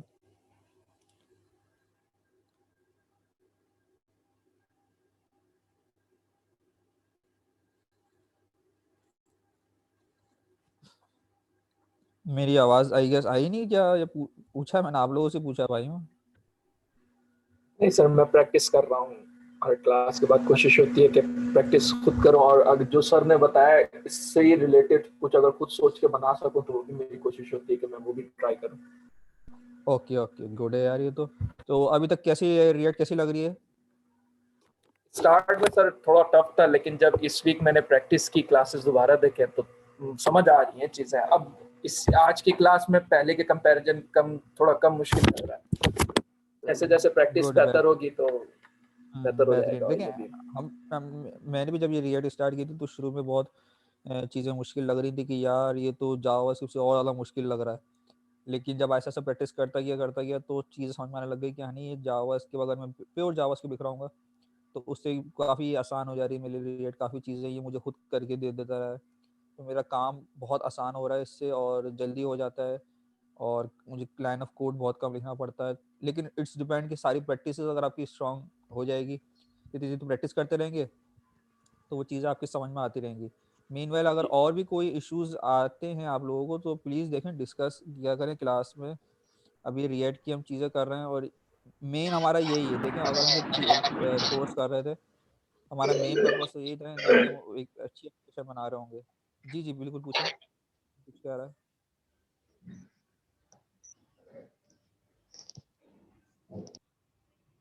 सर जैसे अभी लाइन नंबर 31 पे भी हम इसको और थोड़ा बेहतर कर सकते हैं कि हम यहाँ डीएल स्ट्रक्चर का मेथड यूज कर लें तो वो u.id और u.name का कॉन्सेप्ट भी चले जाएगा वहाँ से। बिल्कुल हम यहाँ पे इसको डिस्ट्रक्चर कर सकते थे। बिल्कुल मतलब ऑप्शनल बहुत चीज़ें बहुत सारी हैं। सबसे ज़्यादा ज़रूरी चीज़ तो यहाँ पे ये है कि हमने जो ये अनऑर्डर्ड लिस्ट के अंदर हमने फॉर एग्जांपल यहाँ पे लिस्ट के अंदर पूरा यूज़र दिखा दिया ना, यूज़र का सिर्फ नाम दिखा है, ये थोड़ा सा गलत कर रहे हैं हम अभी। हमें यहाँ पे क्या करना चाहिए, हमें करना ये चाहिए था कि हमें एक अलग कंपोनेंट बनाना चाहिए, उस कंपोनेंट को अपना यूजर का डेटा पास करना चाहिए और उस कंपोनेंट की जिम्मेदारी होनी चाहिए कि उसको यूजर का डेटा में से क्या क्या चीजें दिखानी है। फॉर एग्जाम्पल हो सकता है कि वो नाम और ईमेल एड्रेस दिखाना चाह रहा हो, हमने यहाँ पे सिर्फ अभी नाम दिखाया हुआ है, थोड़ा सा गलत कर रहे हैं, ठीक है। जैसे एक एग्जांपल आप देखें, मैंने फॉर एग्जांपल इसी कंपोनेंट के अंदर यूजर के अंदर कंपोनेंट्स के अंदर आते हैं, मैंने कहा एक नई फाइल बनाओ, इस दफा मैं सिंगल एक फाइल बना रहा हूँ यूजर, चलें फाइल फोल्डर ही बना लेते हैं, एक प्रैक्टिस रहता है कि कंपोनेंट के अंदर मैंने कहा यहाँ पे न्यू फोल्डर बनाओ, इसको मैंने कह दिया user profile dot JS, sorry folder है ये तो डॉट जेएस नहीं होना चाहिए इसके नाम के साथ, रीनेम करा, यूजर प्रोफाइल कह दिया इसको। और यूजर प्रोफाइल के अंदर यूजर्स, ये एक यूजर की डायरेक्टरी है और एक यूजर प्रोफाइल की डायरेक्टरी है। इस डायरेक्टरी यूजर प्रोफाइल के अंदर आके मैंने कहा एक नई फाइल बनाओ यूजर प्रोफाइल डॉट जेएस के नाम की। यूजर प्रोफाइल डॉट जेएस क्या होगा जनाब, उसी तरह एक क्लास होगा user profile x tends react dot component, इसके अंदर रेंडर के नाम का फंक्शन होगा और यहाँ से एक्सपोर्ट डिफॉल्ट यूजर प्रोफाइल, और यहाँ पे हम करेंगे इंपोर्ट रिएक्ट फ्रॉम रिएक्ट। और इसके अंदर मैंने क्या कहा, मैंने कहा एक तो सॉरी कंस्ट्रक्टर के अंदर मैंने कहा प्रॉप्स मिलेंगी, और एक मैंने कहा सुपर को वो प्रॉप्स पास कर दो। फिर मैंने क्या कहा, मैंने कहा रेंडर के फंक्शन के अंदर आओ, यहाँ से रिटर्न करवाओ, क्या रिटर्न कराओ जनाब, एक प्रैक्टिस बना लें ये, ताकि इस तरह आपको रिटर्न बाद में आपको इशू ना है कि या सिंगल कंपोनेंट रिटर्न हो रहे हैं मल्टीपल कंपोनेंट्स रिटर्न हो रहे हैं। इसके अंदर मैंने कहा एक H2 के अंदर क्या कहो, this dot props dot user dot कौन सी प्रॉपर्टी, नेम की नाम की प्रॉपर्टी, और दिस एक H2 की जगह मैंने फिर यहाँ पे इसके नीचे एक बोल्ड करा, और बोल्ड करके अंदर मैंने लिख दिया ये क्या होगा, this dot props dot user dot email, email ही है जस्ट, और इसको मैंने क्या कहते हैं, इसको एक लिस्ट आइटम कह देते हैं।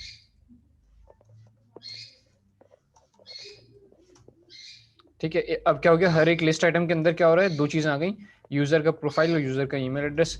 और मैंने क्या करा जनाब, फिर ये यूजर का प्रोफाइल जो है मैंने यहाँ पे इंपोर्ट करवाया,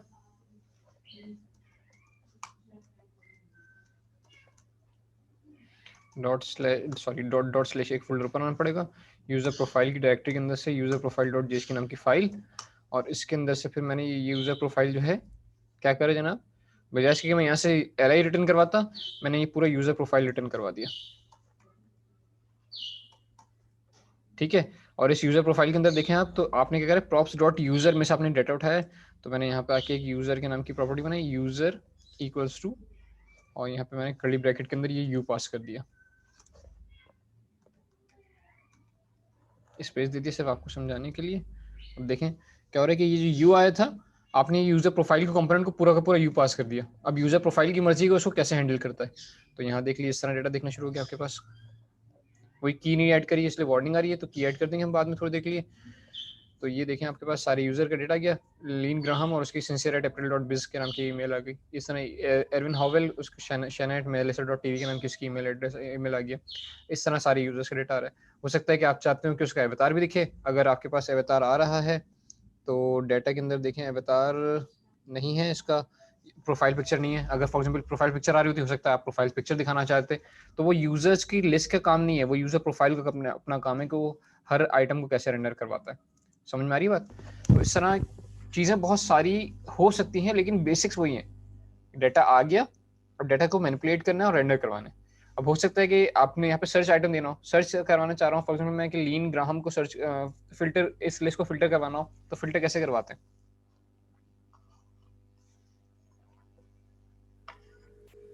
फिल्टर का फंक्शन यूज करके ओरिजिनल एरे और dot filter, original dot filter का मेथड यूज करेंगे। और जैसे हमने टू डू आइटम का वो फिल्टर करवाया था हमने एग्जैक्टली हम अपनी Yes, sir. स्टेट के मैं डाटा को क्या था? फिल्टर करेंगे, अपनी स्टेट के डाटा को फिल्टर करेंगे और उस फिल्टर्ड डाटा को अपनी स्टेट के अंदर सेट करवा देंगे। सिर्फ हमें ये काम करवाना है। उसके बाद सारा काम ऐसे ही होता रहेगा। रेंडर के फंक्शन के अंदर कोई चेंज नहीं आएगा। सिर्फ यहाँ पे हमें ऊपर आके एक टेक्स्ट फील्ड ऐड करवानी होगी रेंडर के फंक्शन के अंदर कि उसके अंदर जब ऑन चेंज आए तो अपनी लिस्ट को फिल्टर करो और फिल्टर हुई हुई लिस्ट जो है वो स्टेट के अंदर सेट करवा देंगे, तो जो स्टेट है वो आपको नई नई चीज दिखनी शुरू हो जाएगी। अच्छा जी, यहाँ तक किसी के पास कुछ? जी जी ताबिश। अच्छा, मैं इसमें एक थोड़ी सी चीज़ ऐड करवाना चाह रहा था, अगर तो कोई स्टूडेंट करवा दे तो अच्छी बात हो जाएगी। जैसे कि सर उस पर आए ब्राउज़र पे, जैसे मैंने रिफ़्रेश किया तो सर रिफ़्रेश किया, अगर तो मैंने रिफ़्रेश किया तो देखा अभी कुछ भी शो नहीं हो रहा था और फिर एकदम से लिस्ट आ जाती है। मैं चाह रहा हूँ कि कुछ भी शो जो नहीं हो रहा ना, इसकी जगह एटलीस्ट लोडिंग लिखा हुआ आ जाए मेरे पास, और जब डेटा लोड हो जाए तो वो लोडिंग गायब हो जाए, लिस्ट शो हो जाए मेरे पास। ये जो मेरे जैसे पास अमूमन देखा भी हमने डिफरेंट वेबसाइट पे कि अगर जब डेटा लोड हो रहा था तो लोडर आ रहा होता है, हम अभी लोडर पे तो नहीं जा रहे, मेरे पास जस्ट एक टेक्स्ट लिखा हुआ आ जाए लोडिंग के नाम से, और जब मेरे पास डेटा आ जाए तो वो लोडिंग का टेक्स्ट हट के जो है मेरे पास लिस्ट शो हो जाए।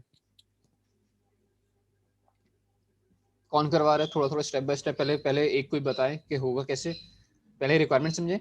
रिक्वायरमेंट ये है कि जब ये this dot users are zero, इस वक्त मेरे पास स्क्रीन पे जो ये हेडिंग दिख रही है, ये हेडिंग भी ना दिखे, एक लोडिंग लिखा हुआ नजर आ जाए। और फिर जब लिस्ट जब ये लेंथ जो है वो जीरो से कोई भी चेंज होती है, 1 होती है, 2 होती है, 10 होती है, 100 होती है, जो भी होती है, तो उस वक्त वो लोडिंग हट जाए और फिर ये लिस्ट आ जाए।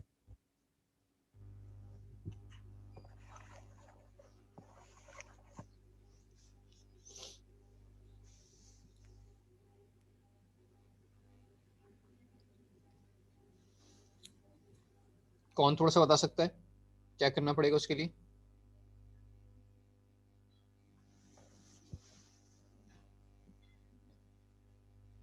रिक्वायरमेंट समझ में आई सबको? पहले ही तो बताएं सबको, एक एक जो बंदे बैठे हुए क्लास में। हमारे फायदा ये है कि अपने छोटे ग्रुप हो गया कि हम एक एक इंडिविजुअल पे फोकस कर सकते हैं। कोई एक बंदा जैसे कोई एक प्रॉब्लम हो रही हो यहाँ तक, तो हम प्लीज पूछें कि रिक्वायरमेंट क्या है हमारी। मेरी रिक्वायरमेंट ये है कि ये the total number of users are zero. जिस वक्त ये जीरो लिखा होता है ना, तो उस वक्त मुझे ये टोटल नंबर, ये पूरा कंपोनेंट ही जो है उसकी जगह मुझे दिखाना है बस लोडिंग। और फिर जब डाटा आ जाए तो लोडिंग हट जाए और उसकी जगह डाटा दिख जाए।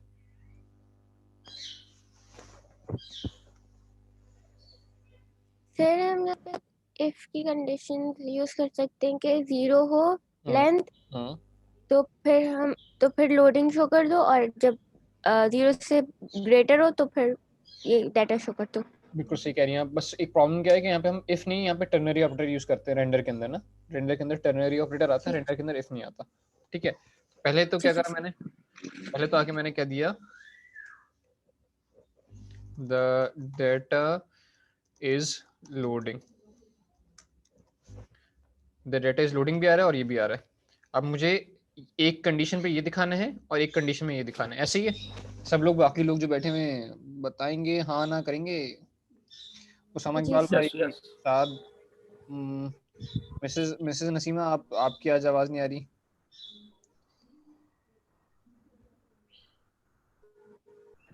ये सर मैं बड़ी मुश्किल से थोड़ी थोड़ी देर के लिए कमरे में आ रही हूँ और देख रही हूँ, और मेरे साथ में हाथ में मोबाइल है, उसको लेके चल रही हूँ और कर रही हूँ काम। मैंने आपसे कहा था ना अभी बहुत मुश्किल हो जाएगी मेरे लिए, तो चलें वो मेरा टफ टाइम मेरे लिए आ गया है। चलें। दोनों तरफ से मैं कनेक्टेड हूँ। Thank you thank you. ठीक है। अच्छा, अब हमें करना क्या है जनाब? अब हमें करना ये है कि या तो ये डाटा दिखे या ये डाटा दिखे, मतलब दोनों चीजें एक साथ ना दिखें। तो क्या करा जाए? कौन कौन बता रहा है? कंडीशन अगर लगाऊंगा तो कौन से वेरिएबल पे लगाऊंगा? हादिया, कंडीशन तो किसी वेरिएबल पे फिर हम जो यूजर लिस्ट आई है ना उस पर लगा, लगा देंगे। जो यूजर लिस्ट आ रही है उस पर लगा दूं। तो यहाँ पे आके मैं क्या कह दूं कि कैसे लगाऊं? एक टर्नरी ऑपरेटर बनाया मैंने कंडीशन के अंदर, this dot state dot user list, users list dot length. अगर ये जीरो है तो कुछ और काम करो, वरना कुछ और काम करो। अब ये बताइए मैं इसको कैसे मॉडिफाई करूं अपने नीचे वाले कोड को? क्या करूं?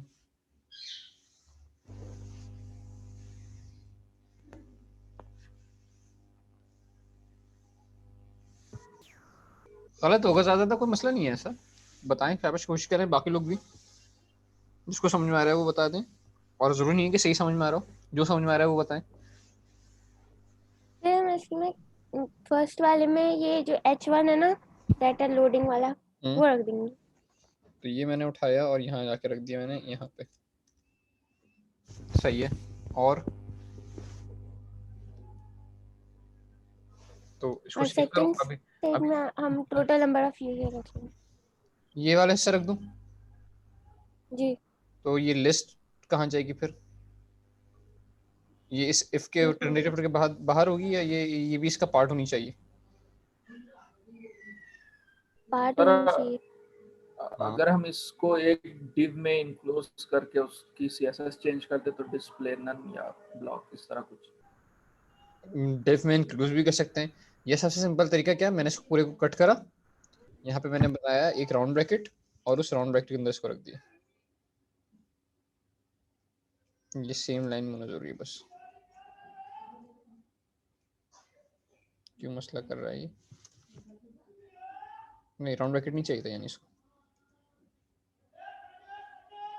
मैंने डायरेक्ट इसको ऐसे ही प्लेस कर दिया। ऑल्टर शिफ्ट एफ से मैंने इसको फॉर्मेट करा, तो ये भी नहीं मान रहा। तो वही मतलब मुझे एक एक एक एक फ्रेगमेंट बनाना पड़ेगा।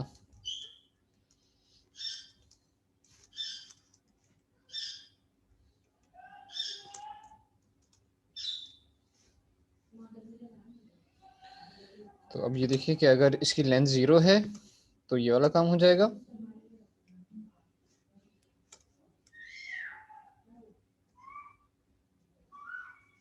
अगर इसकी लेंथ है तो ये वाला काम हो जाएगा।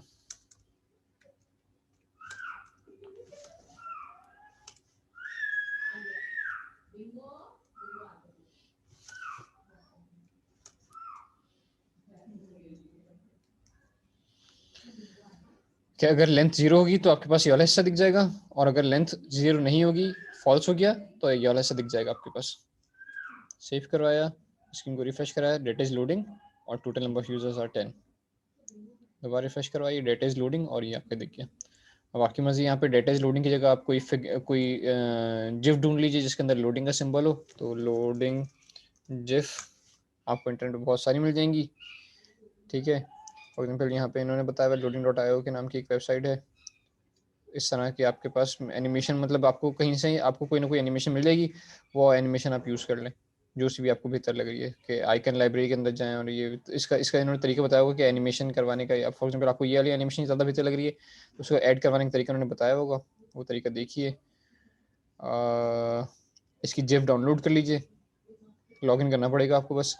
जिफ डाउनलोड कर लीजिए, आपके पास एक जिफ इमेज आ जाएगा, वो इमेज यहाँ पे अटैच करवा दीजिए कोड के अंदर। यहाँ पे आके अपने पास सोर्स कोड का पार्ट बनाना पड़ेगा आपको। अच्छा, जो जिफ या इमेजेस वगैरह रखेंगे ना अपने कोड के अंदर, वो पब्लिक की डायरेक्टरी के अंदर रखेंगे। जैसे यहाँ पे देखें लोगो भी इन्होंने पब्लिक की डायरेक्टरी के अंदर रखा हुआ था, तो पब्लिक की डायरेक्टरी के अंदर इमेज रखेंगे और उसको अपने पास यूज कर लेंगे फिर। तो जनाब ये एक छोटा सा तरीका ये भी हो गया कि आपने टर्निंग ऑपरेटर के अंदर लोडिंग की स्टेट के साथ काम करवा लिया। एजिक्स लोडिंग इन्फो डॉट जनरेटर, इस तरह बहुत सारे आपको लोडिंग जिफ मिल जाएंगे और उसके अपनी मदद से अपनी मर्जी से काम करवा सकते हैं। बहरहाल ये तो एक छोटा सा टॉपिक में हम चले गए थे, लोडिंग वाला काम पे चले गए थे। और क्या चीज़ें हमारे पास अभी देखने के लिए ताबिश? ये हम फंक्शनल कंपोनेंट पे जाना चाहिए हमें अभी या नहीं जाना चाहिए? कंडीशनल रेंडरिंग हमने देख लिया ऑलरेडी के कंडीशन की मदद से हमने रेंडर करवाया कि अगर रिजल्ट आ चुके हैं तो टेबल दिखा दो, वरना नल दिखाओ। हमने नल नहीं दिखाया, हमने यहाँ पे क्या करा है, क्या नाम है, लोडिंग डाटा दिखा दिया हमने। काम करवा दिया। एग्जैक्टली वही वाला काम है यहाँ पे। क्लाइंट और सर्वर साइड सर्च बता दिया उन्होंने, फिल्टर वाला काम जो कि है एक्चुअली। और जनाब पेजिनेटेड सर्च, क्लाइंट कैशे के अंदर क्या काम करवा रहे हैं ये, डाटा अपने पास लोकल पे होस्ट करवा रहे होंगे, स्टोर करवा होंगे, इसको हम नहीं देखने की जरूरत है हमें अभी, ये तो रिएक्ट से वाली काम नहीं है ना। एक्सियोस इंस्टेड ऑफ फ्रेच और एरर हैंडलिंग के अंदर क्या काम करा है जनाब इन्होंने, अगर एरर आ जाएगा तो this dot steady state error वाला काम करवा दो। कैच कब चलता है हमने देखा था प्रॉमिस के अंदर कि अगर वहां से सक्सेस रिजॉल्व होता है तो देन चलता है ये वाला, और अगर वहां से एरर आ जाए किसी वजह से, जो कि हम अभी एपीआई के अंदर अपनी, क्योंकि हमारी अपनी एपीआई नहीं है तो हम उसको नहीं करवा सकते बहरहाल, लेकिन अगर एरर आ जाता तो फिर हम यहाँ पे एरर वाली की स्टेट के ऊपर काम करवा सकते थे। और यहाँ पे उन्होंने बता रहे कि फिर एक लाइब्रेरी है Axios के नाम की, जो कि थर्ड पार्टी लाइब्रेरी है, हम इसको यूज़ करने की जरूरत नहीं है, हमारे पास फैच अभी बिल्कुल सही काम करेगा कि Axios की मदद से अगर आप चाहें तो Axios की मदद से भी काम करवा सकते हैं। लेकिन उसके लिए क्या करना पड़ेगा, आपको Axios को इम्पोर्ट करवाना पड़ेगा। Axios को इम्पोर्ट करवाने के लिए Axios को इंस्टॉल करवाना पड़ेगा। ES6 के मॉड्यूल की इंपोर्ट एक्सपोर्ट आ गई यहाँ पर इनके पास। Unit testing with Enzyme, unit testing तो हम नहीं देखेंगे अभी। कोड टेस्ट तो हम नहीं कर पा रहे होंगे अपने कोड, अभी हम पहले कोड करना सीख रहे हैं, अभी टेस्ट वाली स्टेट में नहीं है। ये 6 मॉड्यूल्स यहाँ पे उन्होंने बता दिए कि इंपोर्ट एक्सपोर्ट कैसे काम कर रहा है, इसको देख लीजिएगा आप, तो आपको इंपोर्ट और एक्सपोर्ट का आपको ज़्यादा बेहतर आइडिया हो जाएगा कि कैसे इंपोर्ट और एक्सपोर्ट काम करता है।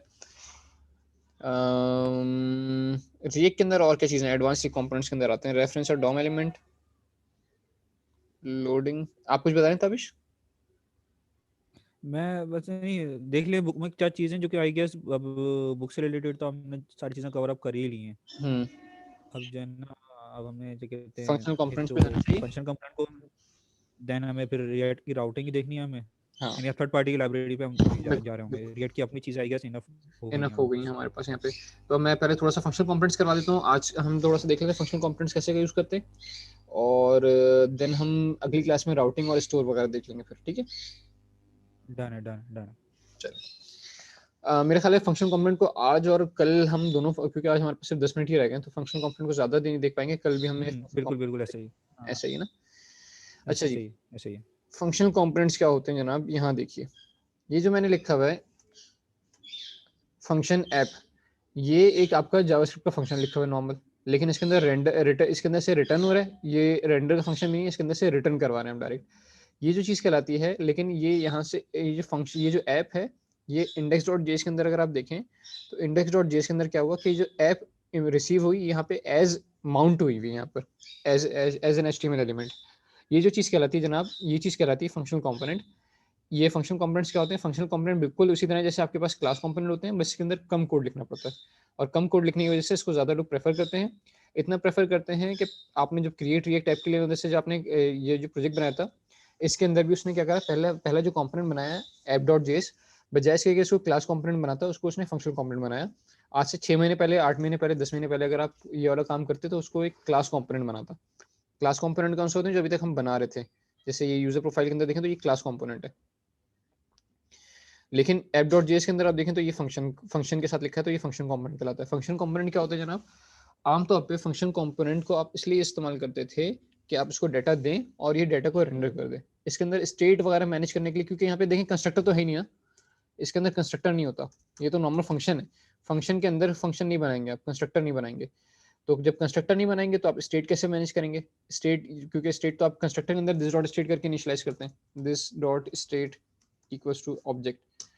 अब ये सारी चीजें आपके पास फंक्शन कंपोनेंट के अंदर नहीं होती थी, इसीलिए फंक्शन कंपोनेंट को आप डम्ब कंपोनेंट बोलते थे कि इसको जो डाटा देंगे ये उस डाटा को ऐसी कैसी रेंडर कर देगा, इसकी ये जिम्मेदारी नहीं होगी कि ये इस डाटा को मैनिपुलेट करे या उसके ऊपर उसके अंदर की स्टेट को खुद मैनेज करे, ठीक है। अभी तक ये होता था, लेकिन अब जो है वो रिएक्ट के अंदर सारे कंपोनेंट जो हैं ज्यादातर वो फंक्शनली बनाए जाते हैं। तो मैं आपको दिखा दूं functional components, functional components, components and props, programming with class. आपके पास दोनों तरीके अवेलेबल हैं, फंक्शनल कंपोनेंट बना लें या क्लास कंपोनेंट बना लें, दोनों तरीके अवेलेबल हैं आपके पास। लेकिन अब जो है वो ज़्यादातर जो लोग हैं वो फंक्शनल कंपोनेंट के ऊपर मूव होते जा रहे हैं। कुछ आपको कोड मिलेगा ऐसा जहाँ पे फंक्शनल कंपोनेंट यूज हुआ हो, लेकिन आमतौर पे अब जो है ज़्यादातर कुछ ऐसा कोड मिलेगा जहाँ पे आपको क्लास कंपोनेंट यूज हुआ हो, बट अब जो है वो ज़्यादातर काम जो है फंक्शनल कंपोनेंट के अंदर काम करा जा रहा है। इसके अंदर आपको लाइफ साइकिल मेथड्स नहीं मिलते, लेकिन उसके दूसरे तरीके मिलते हैं, उसके काम वही सारे काम करवाने के दूसरे तरीके मिलते हैं आपके पास। Function components are basic JavaScript functions. These are typically arrow functions, but can also be created with the regular function keyword. आप आमतौर पर इसको arrow functions की मदद से बनाते हैं, लेकिन अगर आप चाहें तो normal function keyword के साथ भी बना सकते हैं। Sometimes referred as dumb or stateless component, as they are simply accept data and display them in some form. They are mainly responsible for rendering UI. अच्छा, ये पुराने वाली बात है, वही वाली बात है, ये अभी की बात नहीं है। 16 दिसंबर की बात है, ये तो अभी बहुत बिल्कुल नई चीज़ है, तो इन्होंने ये गलत लिखा है, मतलब पुरानी चीज़ कहीं से उठा के इन्होंने छाप दी यहाँ पे कि आमतौर पे फंक्शन कंपोनेंट को डम या स्टेटलेस कंपोनेंट कहा जाता था, अब ऐसा नहीं है। अब इसके अंदर बहुत सारे दूसरे तरीके आ गए, जिसको हम कहते हैं फंक्शनल कंपोनेंट्स विथ हुक्स। अच्छा जी, यूजिंग स्टेट हुक, इसके अंदर होता क्या है, स्टेट हुक जैसे अभी तक हम क्या कर रहे थे, हम अभी तक ये काम कर रहे थे कि हम इंपोर्ट करते थे रिएक्ट को फ्रॉम रिएक्ट के साथ। अब आपके पास फंक्शनल कंपोनेंट के अंदर से क्या हो जाए, introduction page use with example to get familiar with hooks.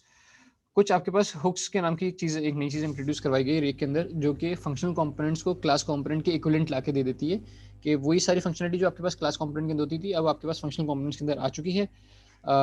वो सारी चीजें करने के लिए आपके पास क्या चीज़ अवेलेबल है, आपके पास कुछ हुक्स के नाम की चीज़ अवेलेबल है। अब हुक्स क्या होते हैं, अपने हुक्स कैसे बना सकते हैं, ये हुक्स के बारे में डिटेल में देखना है तो ये एक आर्टिकल है, मैं इंशाल्लाह कल इसको आपको डिटेल में बता दूंगा, मुझे भी एक दफ़ा थोड़ा सा देखना पड़ेगा इसको। इंशाल्लाह आज मैं बैठूंगा रात में और आपको कल इसके बारे में डिटेल में बता दूंगा। मैंने यूज़ करे हुए हुक्स के बारे में जो क्या नाम है थ्योरी है डिटेल में, मुझे भी वो देखनी पड़ेगी। ताबिश अगर आप कुछ इंट्रोडक्ट ऐड करना चाहें यहाँ पे तो आप ऐड करें जरूर प्लीज। बेसिकली जो इसका तो क्या कहते हैं वो तो हम डीप में कल देख ही लेंगे, लेकिन अगर मैं थोड़ा सा इसको समअप करूँ तो वो यही है कि पहले हम जो दो तरीके कंपोनेंट होते थे, क्लास कंपोनेंट और फंक्शन कंपोनेंट। बेसिकली प्रेफर ये किया जाता था कि फंक्शन कंपोनेंट इस्तेमाल किया जाए क्योंकि थोड़ा सा वो लाइट वेट होते हैं एज कम्पेयर कि क्लास कंपोनेंट। तो लेकिन हमें हर कंपोनेंट में, चूँकि ज़्यादातर कंपोनेंट में हमें स्टेट का इस यूज़ करनी होती थी, लाइफ साइकिल इस्तेमाल करने होते थे, तो इसके लिए हमें मजबूरन जो है वो हमें क्लास कंपोनेंट पे जाना पड़ता था, क्योंकि फंक्शन कंपोनेंट पे ना हमें उसके लाइफ साइकिल मिलते थे और ना ही हम उसमें स्टेट मैनेज कर सकते थे, स्टेट बना सकते थे। तो इसलिए हमें जो है वो क्लास कंपोनेंट में जाना पड़ता था। लेकिन अभी जो नई चीज़ आई है रिएक्ट हुक्स में, इसने क्या किया है कि इसने हमें वो दोनों चीज़ें जो है वो अवेलेबल कर दी हैं फंक्शन कंपोनेंट के अंदर। जिस चीज़ के लिए हम क्लास कंपोनेंट की तरफ मूव होते थे वो चीज़ उसने हमें अवेलेबल कर दी है फंक्शन कंपोनेंट के अंदर। इसमें हम स्टेट भी बना सकते हैं अब यूजिंग द यूज स्टेट, और इसमें हम अपने इसके जो लाइफ साइकिल मेथड होते थे वो भी हम जो है वो उसमें इस्तेमाल कर सकते हैं, जिसके लिए अब हमें जो है वो क्लास कंपोनेंट पे मूव होना नहीं पड़ता।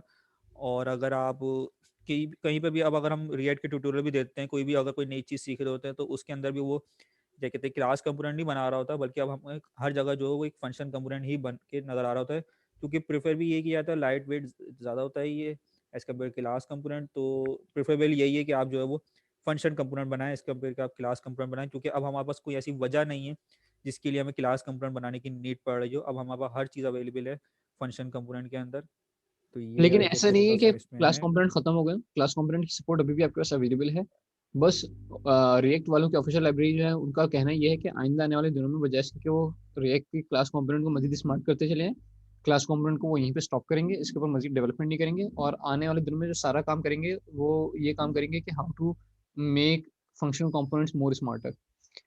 ठीक है। अच्छा, एक एग्जांपल यहाँ पे इन्होंने दिखाई भी है कि यहाँ पे देखें ये जो काम लिखा हुआ है, ये काम और ये जो काम लिखा है दोनों काम सेम है। बस यहाँ पे क्या काम हो रहा है, यहाँ पे हमने फंक्शन कंपोनेंट वजह से काम करा हुआ है और यहाँ पे इन्होंने क्लास कंपोनेंट वजह से काम करा हुआ है। लेकिन ये काम जो है दिखने में थोड़ा सा सिंपल लग रहा है कि यहाँ पे देखें कंस्ट्रक्टर बनाया जाए, स्टेट को डिक्लेयर करा जाए, ये सारा काम होगा। जबकि यहाँ पे क्या काम करा उन्होंने, रिटर्न जो है ये सेम वही है जो रेंडर के अंदर था। यहाँ पे देखें इसका रिटर्न, रेंडर का रिटर्न और इस फंक्शन का रिटर्न दोनों सेम है, एग्जैक्टली सेम है। बस यहाँ पे हम सेट स्टेट काम करवा रहे थे, यहाँ पे हमारे पास डायरेक्ट सेट काउंट का फंक्शन यहाँ पे हमें मिल गया।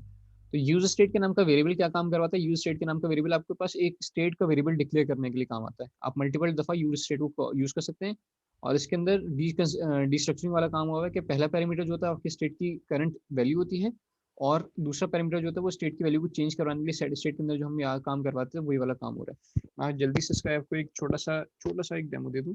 मैंने क्या कहा जनाब, इस चीज़ों को ऐसे ही छोड़ा, एक नया फंक्शन कंपोनेंट बना लेते हैं। कंपोनेंट्स की डायरेक्टरी के अंदर आके मैंने कहा न्यू फाइल, इसको कह लें क्या कह लें, ऐड यूजर्स कहने को, ऐड यूजर्स नहीं, यूजर्स फॉर्म, सारा काम यूजर से रिलेटेड हो रहा है आज।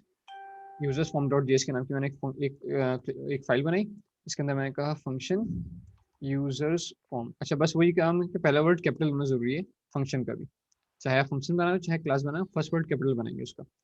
ठीक है, यूजर्स फॉर्म के नाम की मैंने एक फंक्शन बनाया, और यहाँ से मैंने कहा export default users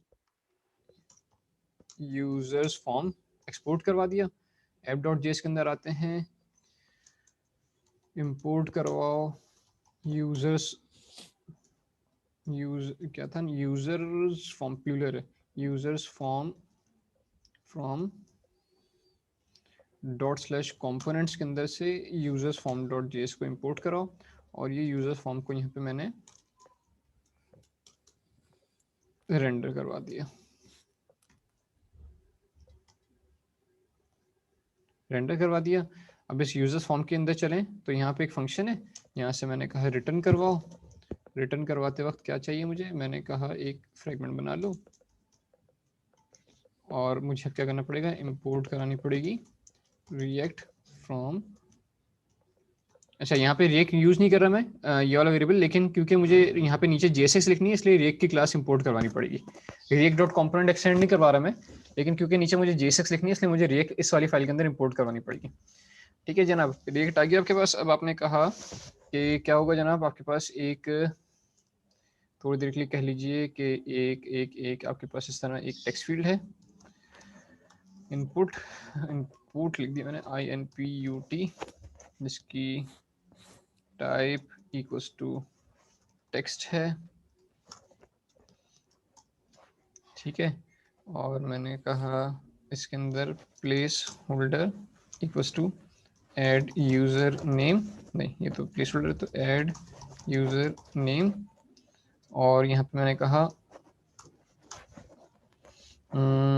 user name कहा गया यहाँ पर, और क्या कह लीजिए, यहाँ पे मैंने कहा ये, चलें अभी इस पे आता हूँ, हुक के ऊपर आऊँगा तो मैं एक साथ आ जाऊँगा, पहले एचटीएमएल लिख लेते सारी, और मैंने यहाँ पे कहा ऑन चेंज इक्वल्स टू, क्या कहा, सेट यूजर, नहीं पहले आते हैं इस पे ऊपर आता हूँ। तो यहाँ पे पहले क्या चाहिए होगा आपको, एक अब आपको चाहिए इसमें से property use state, use state के नाम की प्रॉपर्टी चाहिए, तो मैंने कहा कॉन्स्ट या लेट कह देते हैं इसको भी, It's 13 hours. कॉन्स्ट भी कह सकते हैं, कोई फर्क नहीं पड़ता, कॉन्स्ट वाली किसी एग्जांपल है तो कॉन्स्ट ले लेते हैं। यू नेम और set name equals to, use state को आपने यूज करा और आपने इसको क्या पास कर दिया, एम्प्टी स्ट्रिंग। ये डिफॉल्ट वैल्यू होती है किसकी, यूजर नेम की।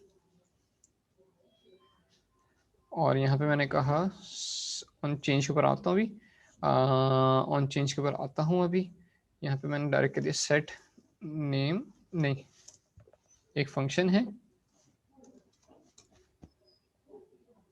यहाँ पे क्या मिलेगा मुझे, ई मिलेगा। इफ, क्योंकि ये नॉर्मल फंक्शन है तो मैं इसके अंदर इफ लिख सकता हूँ, या यहाँ पे एक अलग फंक्शन बना दें ताकि उसका रेफरेंस पास कर दें, वो थोड़ा सा आसान हो जाएगा समझने में। क्या है, यहाँ पे मैंने एक फंक्शन बनाया, function on text field change, यहाँ मिलेगा मुझे इवेंट। मैंने कहा अगर ई डॉट टारगेट अगर 13 है, यार ये समझाना मुझे बताना पड़ जाएगा कि 13 क्या होता है, तो अभी इस तरह छोड़ते हैं। सेट नेम को डायरेक्ट मैंने यूज करा और चेंज के ऊपर set name E dot target dot value, और यूजर नेम को मैंने अभी सिर्फ स्क्रीन पे प्रिंट करवा के दिखा दिया। H2 के अंदर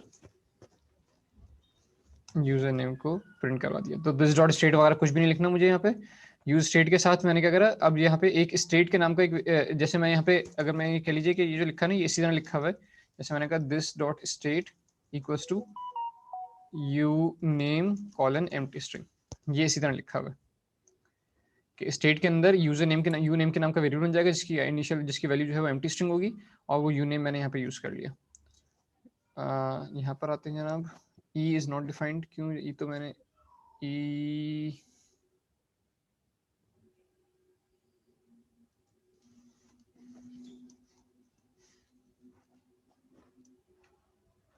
यहाँ पे इवेंट, ठीक है जनाब। ऐड यूज, क्या गलती कर रहा हूँ,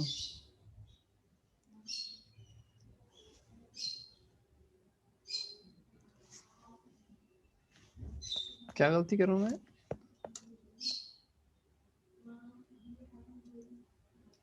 अच्छा, वहाँ पे पता नहीं कि वो एम्प्टी मैंने एक लाइन इस तरह छोड़ी थी तो उसको गलत समझ रहा था कुछ। बहरहाल तो मैं यहाँ पे चेंज कर रहा हूँ, देख रहे हैं। तो जैसे जैसे मैं टेक्स्ट फील्ड के अंदर चेंज करता हूँ वैसे वैसे मेरा वो वेरिएबल भी अपडेट हो रहा है। तो सेट नेम इसी तरह है, दिस डॉट सेट स्टेट, यानी मैं इस वाले वेरिएबल का नाम मैं अपनी मर्जी का कुछ भी रख सकता हूँ और इस वाले वेरिएबल का नाम भी अपनी मर्जी का कुछ भी रख सकता हूँ। बस ये यूज स्टेट जो है ये इस तरह यूज करना पड़ेगा आपको कि यूज स्टेट के अंदर आपने जो भी वैल्यू पास करी हुई है इसकी इनिशियल वैल्यू कंसीडर होती है, और जब जब इसके अंदर चेंज करवा रहा हूँ मैं, तो जैसे मैं दिस डॉट सेट स्टेट करवाता था, ये इसी तरह कह लीजिए कि ये जो लिखा हुआ है ये मैंने लिखा हुआ है सेट नेम की जगह यहाँ पे इस तरह लिखा हुआ है कि दिस डॉट सेट स्टेट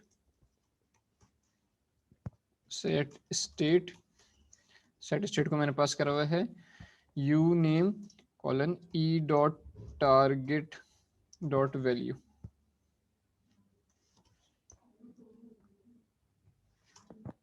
ये जो लिखा है ना ये इसी हुक्स के अंदर ये इसी का रिप्लेसमेंट है, बजाय इसके कि आपको सेट स्टेट करना है यहाँ पे और स्टेट के अंदर वेरिएबल बनाए, आप क्या करते हैं, आप यूज स्टेट के नाम का एक चीज जो जिसको हम हुक कहेंगे, जो कि रिएक्ट से एक्सपोर्ट हो रहा है, रिएक्ट की लाइब्रेरी के अंदर से मिल रहा है आपको, आपने उसको यूज करा, उसने आपको दो चीजें रिटर्न करी, एक उसकी इनिशियल वैल्यू और उसका दूसरा उसका चेंज करवाने का फंक्शन।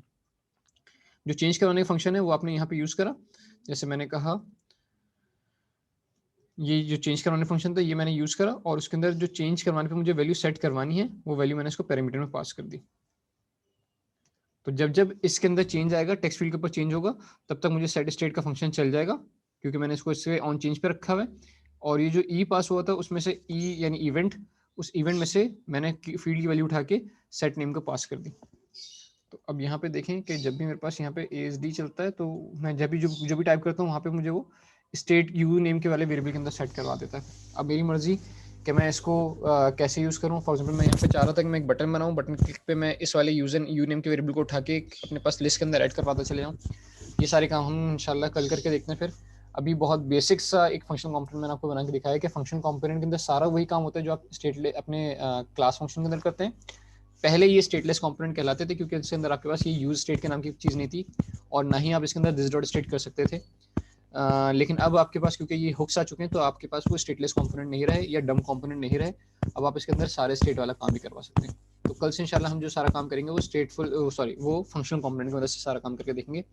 हम देखेंगे मजीद कि इसको इस तरह कैसे हुक्स को यूज़ करा जाता है और थोड़ा सा जब हम ये देख लेंगे उसके बाद हम राउटिंग के ऊपर जाएंगे कि कैसे आप अपनी एप्लीकेशन के अंदर जैसे सारा काम हम ऐप डॉट जिसके अंदर सारा काम करवाते चले जा रहे हैं, तो कैसे अपनी एक सिंगल पेज करा सकते हैं कि होम का पेज अलग होगा, अबाउट अस का पेज अलग होगा, होम के पेज से कुछ डाटा जनरेट होगा, अबाउट अस के पेज को डाटा मिल जाएगा। ये सारी चीज़ हम इंशाल्लाह कल करके देखेंगे इंशाल्लाह।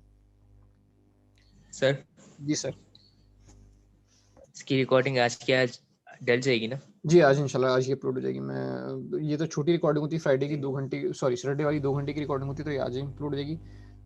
संडे वाली रिकॉर्डिंग क्योंकि थोड़ी सी बड़ी होती है तो उसको अपलोड पहले मेरे पास लोकल पीसी पे प्रोसेस होने में और फिर उसके बाद अपलोड होने के बाद प्रोसेस होने में थोड़ा टाइम लगता है, इस वजह से वो मंडे तक मिलती है आपको। सही है, सही। ठीक है, thank you so very much. कोई सवालात हों प्लीज़ तो मुझसे अभी पूछ लीजिए या चाहें तो आप इसको एक दफ़ा रिकॉर्डिंग देख लें उसके बाद मुझसे कल पूछ लीजिएगा, मैं कोशिश करूँगा आपके सवालों को जवाब देने की।